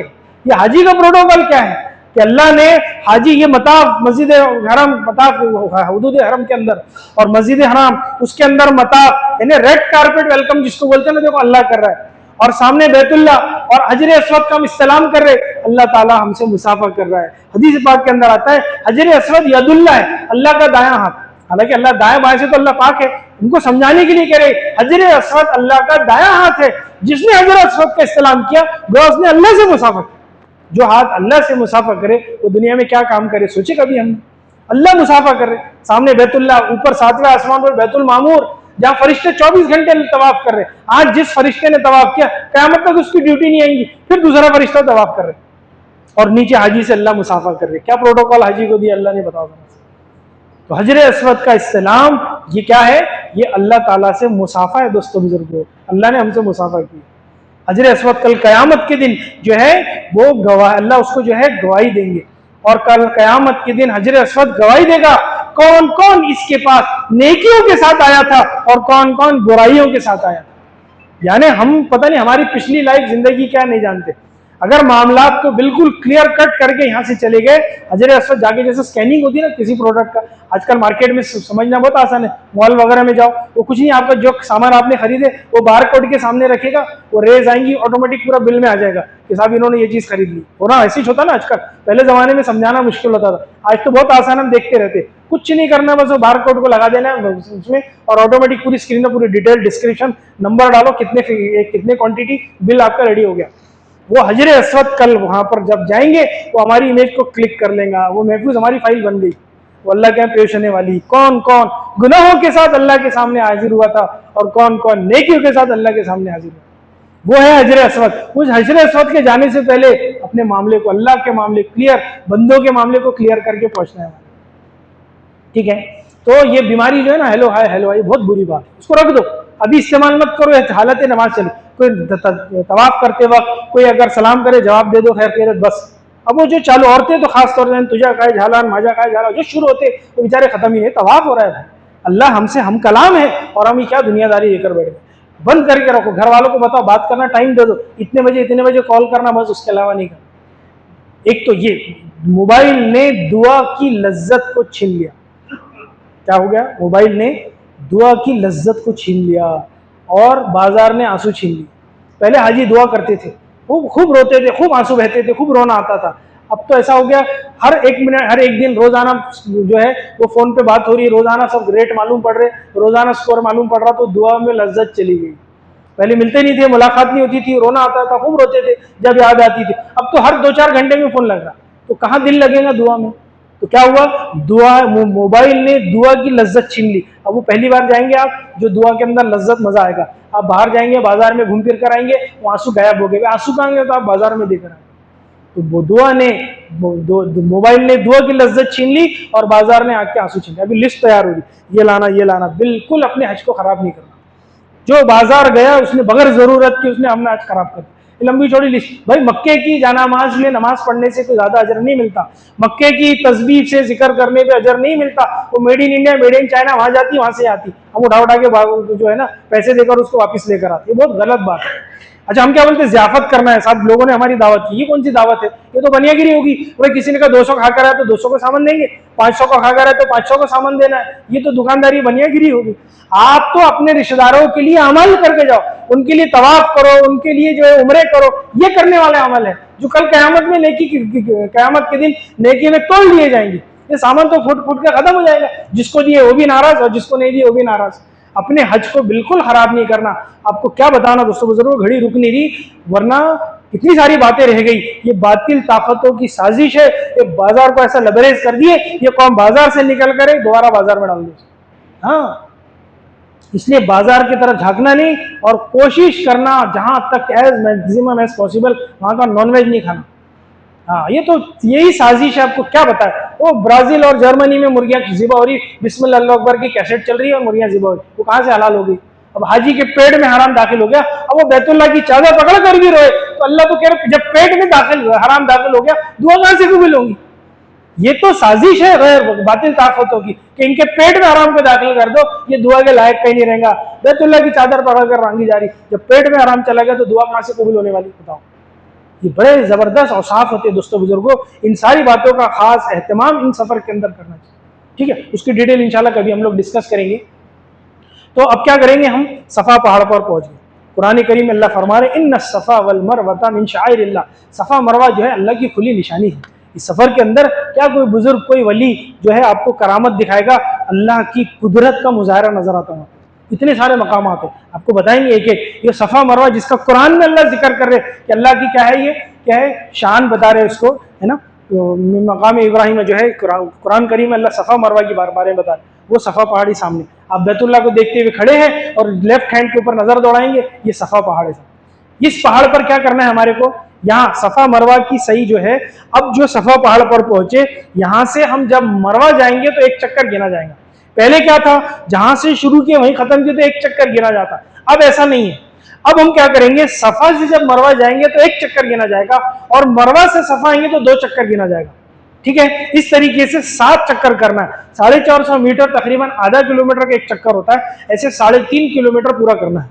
हम सफा पहाड़ पर पहुंच गए, यहां पहुंचकर हमारे को एक छोटी सी नियत करना है। नियत करता हूं मैं उम्रे के सही की, उम्रा कर रहे हैं, उम्रे की सही है ये, उम्रे के सही की, अल्लाह तो इसे आसान फरमा, कबूल फरमा। और यहाँ से बैतुल्लाह नजर आता है कॉलम्स के दरमियान, यहाँ खड़े रहकर दुआ कर ले। सफा पहाड़ पर दुआ कबूल होती है, ये कबूलियत की जगह है दोस्तों मुझे, तो आप यहाँ दुआ कर ले। दुआ करके यहाँ से फारिग हो गए, सीधे हाथ की तरफ से चौथा कलमा पढ़ते हुए चलना यहाँ से शुरू करना है। हम सीधे हाथ की तरफ, है ना, अब चौथा, पहले तीसरा कलमा पढ़े थे, अब यहाँ चौथा कलमा पढ़ना है। जब हम चौथा कलमा पढ़ते चलेंगे, 101 कदम तकरीबन पहुंचेंगे तो सीलिंग में हरी कलर की रेडियम लाइट नजर आएगी। ये रेडियम लाइट जो है इसको मीलैन अक्सरैन कहते हैं। ये वो जगह है जहां मर्द हजरात को तेज झपट कर चलना है और औरतों को दरमियानी चाल चलना है और पढ़ना है रब्बिग़फिर वरहम व अंतल आज़ुल अकरम। इस जगह पे तेज झपट के चलना और एक कैफियत अपने अंदर पैदा करना है कि देखो वो हजरत हाजरा रज़ियल्लाहु अन्हा वो दौड़ी थी उस सरजमीन के ऊपर उस जमाने में। देखो आप मक्के पाक जाएंगे ना, मक्के के काले पहाड़ों से आप बात करना कि बताओ मक्के के काले पहाड़, ये 5000 साल पहले यहाँ पर क्या मामला गुजरा था कि एक माँ अपने दूध पीते बच्चे को जो है उस जंगल बियाबान में लेकर बैठी है जहां कोई साया नहीं है। रात में मक्के के काले पहाड़ साया कर, दिन में मक्के के काले पहाड़ साया कर रहे और रात में मक्के के काले बादल साया के, इसके अलावा कोई साया नहीं। क्या गुजरी होंगी, कभी सोचे हमने? थोड़ा सा पस मंजर पीछे जाए, सोचे 5000 साल पहले उस सरजमीन पर क्या मामला गुजरा। और तो अल्लाह ने इस्लाम में औरत का इतना बड़ा मर्तबा और इतना बड़ा मकाम दिया कि हम जो मिल्लत इब्राहिम को बिलोंग करते ना, हमारी नस्ल जो हम मिल्लत इब्राहिम से, मिल्लत इब्राहिम को कायम करना है, उसके लिए कुर्बानी एक औरत से ली अल्लाह ने। कितनी बड़ी कुर्बानी है कि मिल्लत इब्राहिम कायम करना है, जिसके कायम करने के लिए एक औरत की कुर्बानी कबूल की गई और जिसकी बुनियाद, जिसका फाउंडेशन घर छोड़ाया गया। मिल्लत इब्राहिम कायम करना है, उसका फाउंडेशन कैसे बना? घर छुड़ाकर बना। इब्राहिम अलैहिस्सलाम तुम भी निकलो और हाजरा अलैहिस्सलाम तुम भी निकलो और दूध पीता बच्चा इस्माइल अलैहिस्सलाम तुम भी निकलो, घर से निकलो। क्यों निकलो? इसलिए कि मिल्लत इब्राहिम को कायम करना है। लोग हमसे पूछते घर भी बच्चे छोड़कर जाना कहाँ लिखा है? यहाँ लिखा हुआ है। क्यों कि मिल्लत इब्राहिम को कायम करना। चले जा रहे, कहां से? फलस्तीन से चलना शुरू किए इब्राहिम अलैहिस्सलाम और दोनों साथ में बीवी बच्चे। और जब मक्के की इस वादी में हरम के अंदर पहुंचे तो जिब्राइल अलैहिस्सलाम कहते या नबी अल्लाह, इनको यहीं छोड़ दो, यहां छोड़ दो। आग में इब्राहिम अलैहिस्सलाम को डाला जा रहा था, वहां नहीं बोले आपने कि मुझे आग में क्यों डाला जा रहा, वहां सवाल नहीं किए। लेकिन जब यहां छोड़ने की फितरत इंसान होती है कि भाई जंगल बियाबान कुछ नहीं, ना कोई खाने का, ना पानी का, ना कोई इंसान, ना कोई दरिंदा, कहीं नामो निशान नहीं, और वहां जिब्राइल अलैहिस्सलाम कह रहे इनको यहाँ छोड़ दो, तो बेसाख्ता आपके जबान से नहीं, यहाँ? तो जिब्राइल ने कहा हाँ यहाँ। तो आपने बीवी बच्चों को वहां छोड़े और लौटना शुरू किए। हजरत हाजरा रज़ियल्लाहु को लगा कि शायद आप जरूरत से फारिग होने जा रहे, जब लगा ये तो वापिस जा रहे हैं, तो हजरत हाजरा उनके पीछे भागी, हमारे शौहर मुझे यहाँ कहाँ छोड़े जा रहे हो? और बात करने का हुक्म नहीं था। इब्राहिम अलैहिस्सलाम खामोश। हजरत हाजरा समझ गए ये नबी है और नबी अपनी मर्जी से कुछ ही नहीं करते। उन्होंने कहा क्या ये मेरा अल्लाह का हुक्म है? इब्राहिम अलैहिस्सलाम ने मुंडी हिलाई, हाँ ये मेरा अल्लाह का हुक्म है। तो हजरत हाजरा ने कहा कि फिर आप जाए, फिर अल्लाह हमें जाया नहीं करेगा। अब खाने पीने का सामान, अच्छा इब्राहिम अलैहिस्सलाम ने चले तो गए वहां से, लेकिन इंसानी फितरत है, इनका क्या बनेगा, इनका क्या होगा? आप पहाड़ के पीछे जब बीवी बच्चे आंखों से उजल हो गए, वहां अपने हाथ उठाकर अल्लाह से दोगे, ए अल्लाह इनके लिए जो है तू खाने पीने का इंतजाम फरमा, इनकी बात करो। वो दुआ इब्राहिम अलैहिस्सलाम की अल्लाह ने कुरान में उसको रख दी और क़यामत तक के जो कराम बढ़ेगा वो इब्राहिम अलैहिस्सलाम की दुआ को जिक्र करते रहेगा कि अल्लाह इस वादी जी जरा के अंदर इनके लिए तू फलों का और खाने पीने का इंतजाम फरमा। वो इब्राहिम अलैहिस्सलाम की दुआ आप देखेंगे अपने आंखों से, दुनिया के जिस मुल्क का फल हो वो वहां पहुंच जाता, भले वहां सीजन ना हो ना उगता भी नहीं हो, वहां पर सारी दुनिया के फल फ्रूट वहां नजर आएंगे, आपको खाने पीने की चीजें नजर आएंगी। वो इब्राहिम अलैहिस्सलाम 5000 साल पहले दुआ करके चले गए, हम मजा लूट रहे आज उस दुआ को। तो हजरत हाजरा रज़ियल्लाहु और दूध पीते बच्चे इस्माइल अलैहिस्सलाम, कितने दिन खाना पीना चलेगा, कितने दिन पानी का इंतजाम चलेगा? वो वक्त आ गया, न खाने का इंतजाम न पानी का इंतजाम, कोई आगे पीछे नहीं। कह रहे ना, रात में मक्के के काले बादल साए किए हुए और दिन में मक्के के पहाड़ साए किए हुए, इसके अलावा कोई साया नहीं, और अकेले परेशान अकेले बैठे वहां पर। और जब मामला यहां तक पहुंच गया, न खाने का कोई पीस न पानी का कोई इंतजाम, और वो दूध पीता बच्चा जो है दम तोड़ने पर, माँ सब कुछ बर्दाश्त कर सकती, अपने आंखों के सामने अपने बच्चों को मरता हुआ देख नहीं सकती माँ। हजरत हाजिर परेशान, आप दौड़ रही सफा पहाड़ के ऊपर, हो सकता है ऊंचे पहाड़ से कोई काफिला नजर आ जाए, कोई पानी का इंतजाम नजर आ जाए, वहां कोई नजर नहीं आ रहा, वहां से भाग रही आप मरवा, मरवा से भाग रही सफा, 7 चक्कर जब दौड़। ये जो मीलान अक्सर है जहां हम लोग दौड़ते हाजी हजरा, ये नशेब में डाउन में था, यहां से बच्चा नजर नहीं आता था, आप घबरा जाती थी कहीं मेरे बच्चे को कोई भेड़िया नुकसान ना पहुंचाते, यहां से आप तेज झपट के दौड़ती थी। 7वां चक्कर होने के बाद सफा मरवा पहाड़ के करीब हजरत हाजरा जाकर ऐसे जाकर बेहोशी की तरह गिर गई। हमारा जमाना तो हमारे तो फेफड़े फट जाते, हम तो खाती के दौड़ते वहां पर। वो हजरत हाजरा 5000 साल पहले वो माई पे क्या गुजरी होंगी, सूखे बदन और बगैर भूख पे खाए पिए, जब 7 चक्कर सफा मरवा के 3.5 किलोमीटर मामूली बात है, ऐसा जाकर गिर गई वहां पर और लेट गई इस तरीके से, बिल्कुल यानी सीना जमीन पे रखकर और सर जो है इस्माइल सलाम की तरफ रख के कि मुझे यहां दम तोड़ना है और इस्माइल को वहां दम तोड़ना है। मैंने कोई उम्मीद नहीं थी चारों तरफ से, और आप जाकर बेसाख्ता लेट गई और नजर बच्चे की तरफ, और पूरी उम्मीद के यहां मुझे दम तोड़ना है, वहां बच्चे को दम तोड़ना। अल्लाह को कुछ और मंजूर था। जिब्राइल अलैहिस्सलाम आए, जहां इस्माइल अलैहिस्सलाम पर अपने एड़ी रगड़ रहे थे, वहां से पानी का चश्मा जारी हुआ और पानी उबलना शुरू हो गया। हजरत हाजरा लेटे हुए इस हाल में कि अब तो दम निकलना है और पानी की आवाज आ रही। अरे पानी की आवाज यहां कहां से? अब भागते हुए जाकर देखी तो इस्माइल अलैहिस्सलाम के पैरों से एक ऐसा चश्मा शुरू हो गया कि पानी जो है निकलना शुरू हो गया। आपने चूंकि हिब्री जबान आप कहते थे, वो आपने जबान से कह दिया जम, यानी ठहर जा। अल्लाह के नबी पाक सल्लल्लाहु अलैहि वसल्लम कहते, माँ हाजरा रज़ियल्लाहु अगर जमजम नहीं कहती, क़यामत तक के पानी ऐसे पूरी दुनिया में बहता चलेगा। तो हमारा इस दीन पर क्या लगा दोस्तों बुजुर्गों, इस्लाम नाम के दीन पर हमारा क्या लगा? न जान लगा, न माल लगा, न दिल लगा, न दिमाग लगा, न सलाहियत लगी। हम इस दीन को अपना कैसे कह सकते हैं? जब जहां दीन पर जान माल लगाने का जज्बा, दीन पर जान माल लगाने की सलाहियत अपने अंदर पैदा करना, अल्लाह ने औरतों को वो मर्तबा मकान दिया, एक औरत की कुर्बानी से मिल्लत इब्राहिम कायम किया। अच्छा यहाँ भी मामला हाजरा का फिनिश नहीं हुआ, अभी हुआ नहीं पूरा। इब्राहिम अलैहिस्सलाम 1 साल बाद जब अब तो पानी आ गया, तो एक कॉलोनी बस गई, बस्ती बस गई, वहां पर बहुत सारे मामले हो गए। 1-2 साल के बाद हज़रत इब्राहिम अलैहिस्सलाम आ रहे, मुलाकात करने, सिर्फ खैर खबर लेने और कुछ नहीं, ऊंट से उतरने की भी इजाजत नहीं। आप आए, ऊंट बैठे, खैर खबर ले ली और वापिस।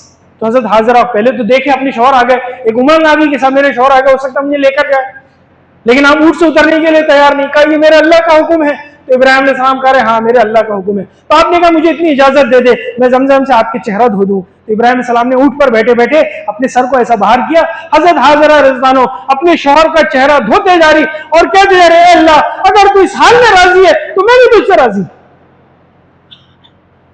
क्या ये दीन कुर्बानी से मिला दोस्तों बुजुर्गो? हम तो क्या फ्री मुसलमान के घर में पैदा हो गए, हमारा क्या लगा इस दीन के ऊपर? तो दीन पर जान माल लगाने का जज्बा अपने अंदर पैदा करना दोस्तों। जब दीन पर लगेगा तो दीन की अजमत आएंगी, फिर अपनी जिंदगी में क्या दूसरे की जिंदगी में दीन मिटता हुआ देखना नजर नहीं आएगा। ये कैफियत के साथ बैतुल्लाह के सफर को करेंगे, अल्लाह तो दोनों हाथ से हमारा जो इस्तेमाल करने वाला है। तो हम क्या करेंगे, मीलें अक्सरैन में इस तड़प के साथ दौड़े कि हमारा कोई करीबी चीज गुमशुदा हो गया होगा। बच्चा गुम जाता है तो कैसा शोर करते हैं, अरे भाई तुम उधर जाओ, उधर देखो, भाई तुम वहां देखो, भाई तुम वो गली में देखो, तुम इनके यहाँ देखो, तुम उनके, सबको दौड़ा देते कि नहीं हम? एक दर्द होती, एक तड़प होती कि हमारा कोई अपना बिछड़ गया होगा। क्या होगा 5000 साल पहले फिर क्या गुजरा होगा उनके ऊपर। तो जब हम दौड़ेंगे रब्बी गफीर हम अंतल आजुल अकरम, ये पढ़ते पढ़ते पढ़ते जब जाएंगे, जब मीलन अक्सरन हरी रेडियम की लाइट खत्म हो जाएंगी, रुक जाओ। लेडीज वो तो दौड़ नहीं रहे, वो दरमियानी चाल आ रही, उनको साथ में लेना, आप निकल गए आगे तो पिछड़ जाएंगे। हरी रेडियम की लाइट जैसे एंड हुई आप रुको, रुकने के बाद उनको साथ में लो, चौथा कलमा पढ़ते हुए आप पहुंचेंगे मरवा पहाड़ पर। कौन सा चक्कर हो गया? एक चक्कर पूरा हो गया। मरवा पहाड़ से बैतुल्लाह नजर नहीं आता, लेकिन यह भी दुआ की कबूलियत की जगह है, वहां आप दुआ मांगो। अभी तो छोटा सा पहाड़ दिखता, उसको बहुत छाट छाट कर वो लेवल में कर दिया, वरना दोनों बहुत बड़े बड़े पहाड़ थे। मरवा पहाड़ से बैतुल्लाह की तरफ रुक करके दुआ करो, ये दुआ की कबूलियत की जगह, यहाँ दुआ कबूल होती है। आप यहाँ दुआ कर ले, दुआ करके फारिग हो गए, फिर चलना शुरू करें। चौथा कलमा है भली बाल पकड़ लेना है, आपका वो हलक हो गया। बस्तरे का एक मर्तबा टक्कल में घूमना शर्त है, भले बाल पकड़ में ना है, आपका हलक हो गया। जो लोग फितरी तौर से गंजे, जिनके बाल ही नहीं है, वो कहां जाए?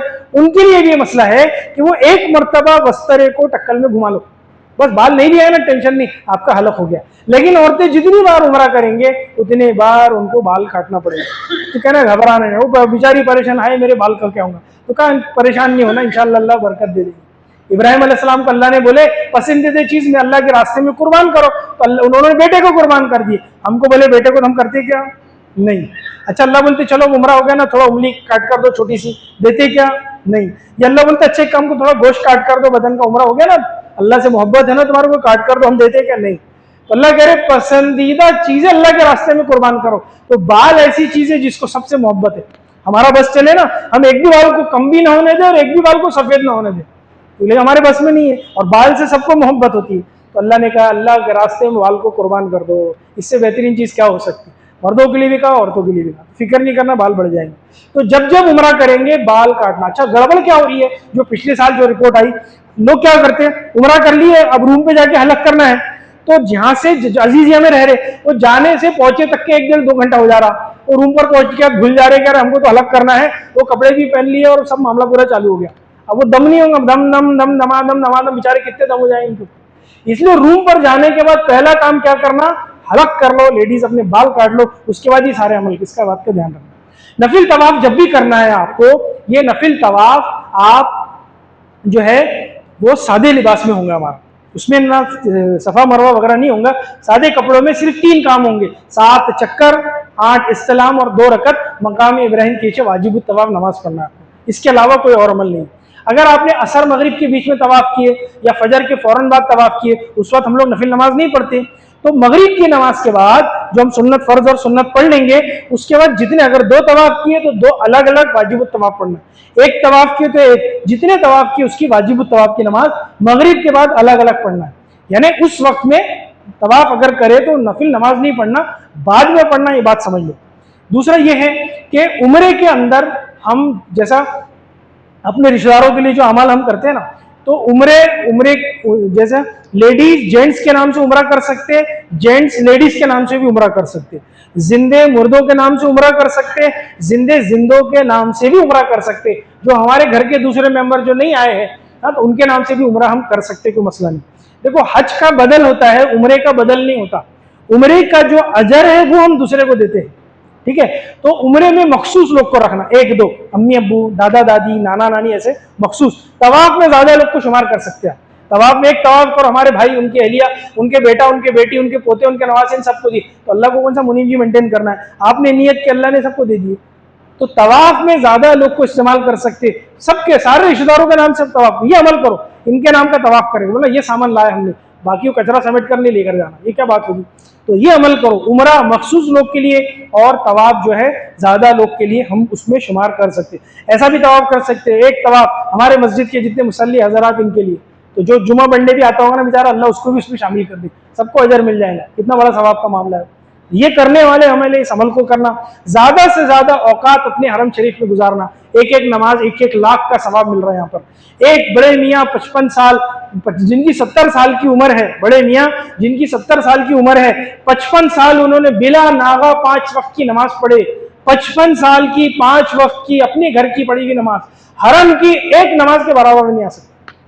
हरम की एक नमाज के बराबर में नहीं आ सकती। कोशिश करो ज्यादा से ज्यादा औकात मस्जिद हराम के अंदर गुजारे, हमारे नमाज़ें का जो जमात से यहाँ हो जाए। और रोजाना बैतुल्लाह पे 120 रहमतें नाजिल होती है, 60 तवाफ करने वालों पर, 40 जो है बैतुल्लाह को 40 नफिल पढ़ने वालों पर, और 20 सिर्फ बैतुल्लाह को देखने वाले पर। बैतुल्लाह को देख रहे अल्लाह 20 अजर दे रहा। यहाँ फोटो में देखने में अजर नहीं मिलेगा, वहां बैतुल्लाह को देखने में अजर मिलेगा। एक कुरान पाक खत्म करने की कोशिश करें, एक कुरान पाक खत्म करेंगे तो 1 लाख कुरान पाक खत्म करने का अजर मिलेगा। कितना बड़ा अजर मिलने वाला हमारे। और आप तो ये नियत से जा रहे कि मेरा हज हो जाए, हमारा हज हो जाए, ये जज्बे से जाओ कि हम हाजियों में मेहनत करेंगे कि हाजी का हज सही हो जाए। हमारे हज का तो जो अजर मिलना मिलेगा, जिनके ऊपर मेहनत करेंगे उनके मकबूल हज का सवाब हमारे को मिलने वाला है। देखो वहां का मामला बड़ा अजीब व गरीब है। आदमी जो नियत से जाता, अल्लाह उनकी वो नियत को पूरी करता। आपने नियत की कि सामने खूब तवाफ करूंगा, अल्लाह आपसे खूब तवाफ कराएगा। अब तो खैर वो पॉसिबल नहीं है। हमारे एक सर थे, वो बता रहे थे 137 तवाफ की उन्होंने हज के सफर में, मामूली बात नहीं है। तब वो करीब से होता था, उतनी भीड़ भी नहीं थी, अभी रेस्ट्रिक्शंस आ गए, पहले नहीं थे। 137 तवाफ की, क्योंकि उन्होंने नियत ही करके थे मैं खूब तवाफ करूंगा। किसी ने नियत किया मैं लोगों की खिदमत करूंगा, अल्लाह खूब काम करते थे, खूब उनसे काम लेते थे। एक साहब तो जो है वो बस भटके हुए लोगों को पकड़ते थे, उठा उठा के उनकी बिल्डिंगों में ले आते थे। उनके पास नक्शा था, बिल्डिंग नंबर देखते थे, नक्शा देखते थे, उनको पहुंचाते थे। इतना काम लिया अल्लाह ने। कुछ लोग जो मरीजों की खिदमत ऐसा करते थे, आधी आधी रात को उनको उठाओ तो तैयार पेशेंट, अब भी चलो बोले, उठा के और डिस्पेंसरी ले जा रहे, हज कमेटी का ऑफिस, हज मिशन ऑफिस लिया। जो जिस नियत जज्बे से जाता ना, अल्लाह उनसे वो काम लेते। आप ये नियत जज्बे से जाओ कि हम हाजी के बीच में मेहनत करेंगे कि हाजी का हज से हो जाए। आपके हज का तो पता नहीं क्या मामला होगा, उनके मकबूल हज का सवाब आपको मिले। इसलिए आप लोग जैसे लोगों की बहुत जरूरत है। आप हज के अरकान को और मसाइल को वेल वर्स अच्छे से जब सीख कर जाएंगे ना, आप कई लोगों को हज सिखाने वाले बन जाएंगे।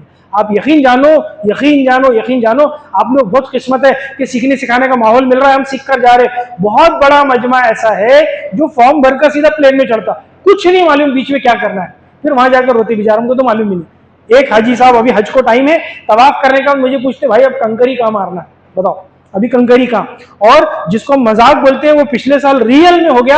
एक हाजी साहब पूछ रहे भैया वो सही नहीं किए, क्यों? वहां रजिस्टर नहीं मिला सही करने का। सही यानी सफा मरवा की सही, वो सही यानी साइन समझ लो।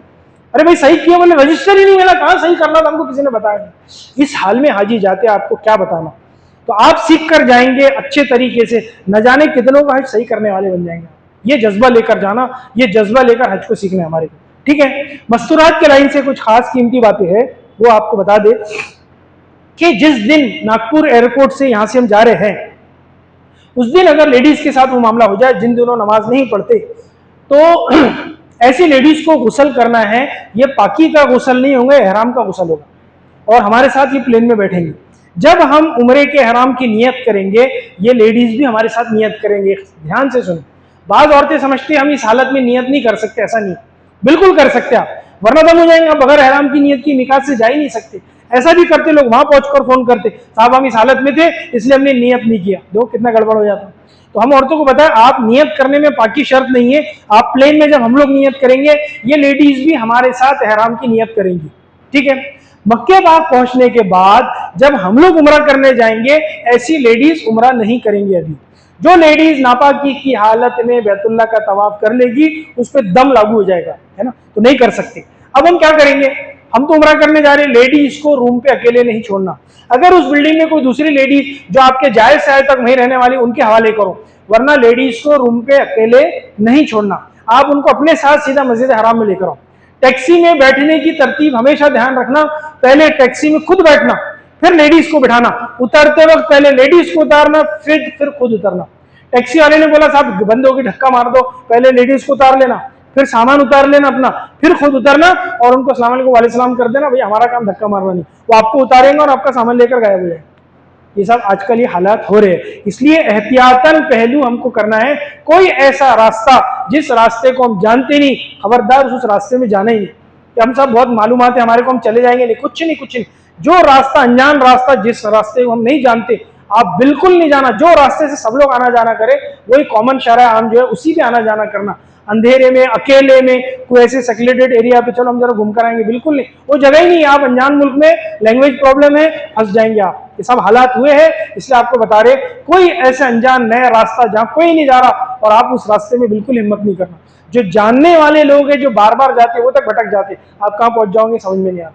कुछ भी हादसा, कुछ भी हालात हो सकते हैं, आप ख्याल रखें इस बात को। अब हम लेडीज को लेकर क्या करेंगे, मस्जिद हराम में आओ, बाहर चारों तरफ जो खुला दालान है ना, वहां उनको बैठा दो, यहाँ लेडीज सेफ है, उनको किबला रुख होकर दीवार के किनारे बैठा दो, खाने पीने का सामान उनके पास दे दो, बोलना यहीं बैठे रहो, किस गेट के बाजू बैठे हो गेट नंबर हाथ पे लिखा दो, और कहना जब सफाई करने वाले हट जाना, लेकिन फिर से वहीं बैठना, अपनी जगह नहीं छोड़ना, और किबला रुख होकर बैठना, इधर मुंह करके नहीं बैठना। इधर मुंह करके बैठे तो पुलिस वाले उठा के लेकर चले जाएंगे। आप किबला रुख होकर अपना जिक्र तस्बीह में बिजी रहो, यहाँ वक्त कटेगा, यहाँ लेडीज सेफ है। आपका तवाफ हो गया 2 घंटे 3 घंटे 4 घंटे जितनी भी देर लगे, आप वापिस आकर अपनी लेडीज को लो साथ में और रूम पर चले जाओ। अब हम तो हलक कर कर एहराम की पाबंदी से फारिग हो गए, ये लेडीज अभी भी हालत एहराम में है, ये बात समझ लो। ये सारी पाबंदियां जो बताई गई वो अभी भी इनके ऊपर लागू है। जिस दिन इन्होंने पाकी का गुस्ल करेंगे उस दिन पहला काम क्या करना है, इनको मस्जिद हराम में ले जाना है और वैसी उम्रा कराना जो हमने पहले दिन की। हाँ, ये कर सकते हैं हम, पहले से हमको जाना है मस्जिद आयशा जाके नियत करके आ जाओ, क्योंकि उनको जब सब तवाफ और सही कराना ही है तो क्यों ना हमारा भी उम्रा उनके साथ में हो जाएगा। इनको मस्जिद आयशा नहीं जाना है क्योंकि ये अभी भी हालत हराम में, ठीक है ना। आप वैसी उम्रा कराएंगे जैसा आपने किए थे, अब उसके बाद उनका पूरा उम्रा हो गया। कोई लेडीज तवाफ के दरमियान में पाकी की हालत में थे, लेकिन सफा मरवा के दरमियान में अगर नापाकी की हालत होगी, सफा मरवा की इजाजत है कि इस हालत में कर सकते। ऐसी लेडीज को बगैर बीच में रुके, बीच में रुकना नहीं है, फौरन फट 7 चक्कर करना है और अपने रूम पर जाकर बाल काट के जो है एहराम की पाबंदी से बाहर आ जाना है। लेकिन तवाफ के अंदर इसकी इजाजत नहीं है, सफा मरवा में इसकी इजाजत है। वो खारिज मस्जिद हिस्सा है, मस्जिद के बाहर का हिस्सा है, इसलिए वहां पर परमिशन है, अंदर उसके अलावा वहां पर परमिशन नहीं, ठीक है ना। तो ये हमारा उम्रा यहाँ पर मुकम्मिल हुआ। कोई सवाल अगर आपको पास हो तो आप बिल्कुल पूछ सकते हैं। अजान होगी उसके बाद में भी हम सवाल जवाब कर सकते हैं, नमाज के फौरन बाद जुड़ जाए ताकि जल्दी से फिर हज की बात शुरू हो जाए।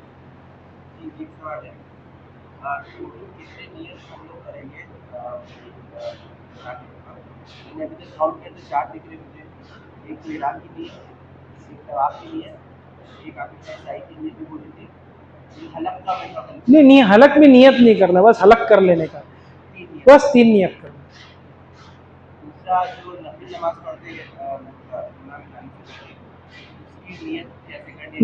नफिल की नियत, एहराम की के नियत करने से पहले जो नमाज पढ़ते वो नफिल नमाज की नियत करना है।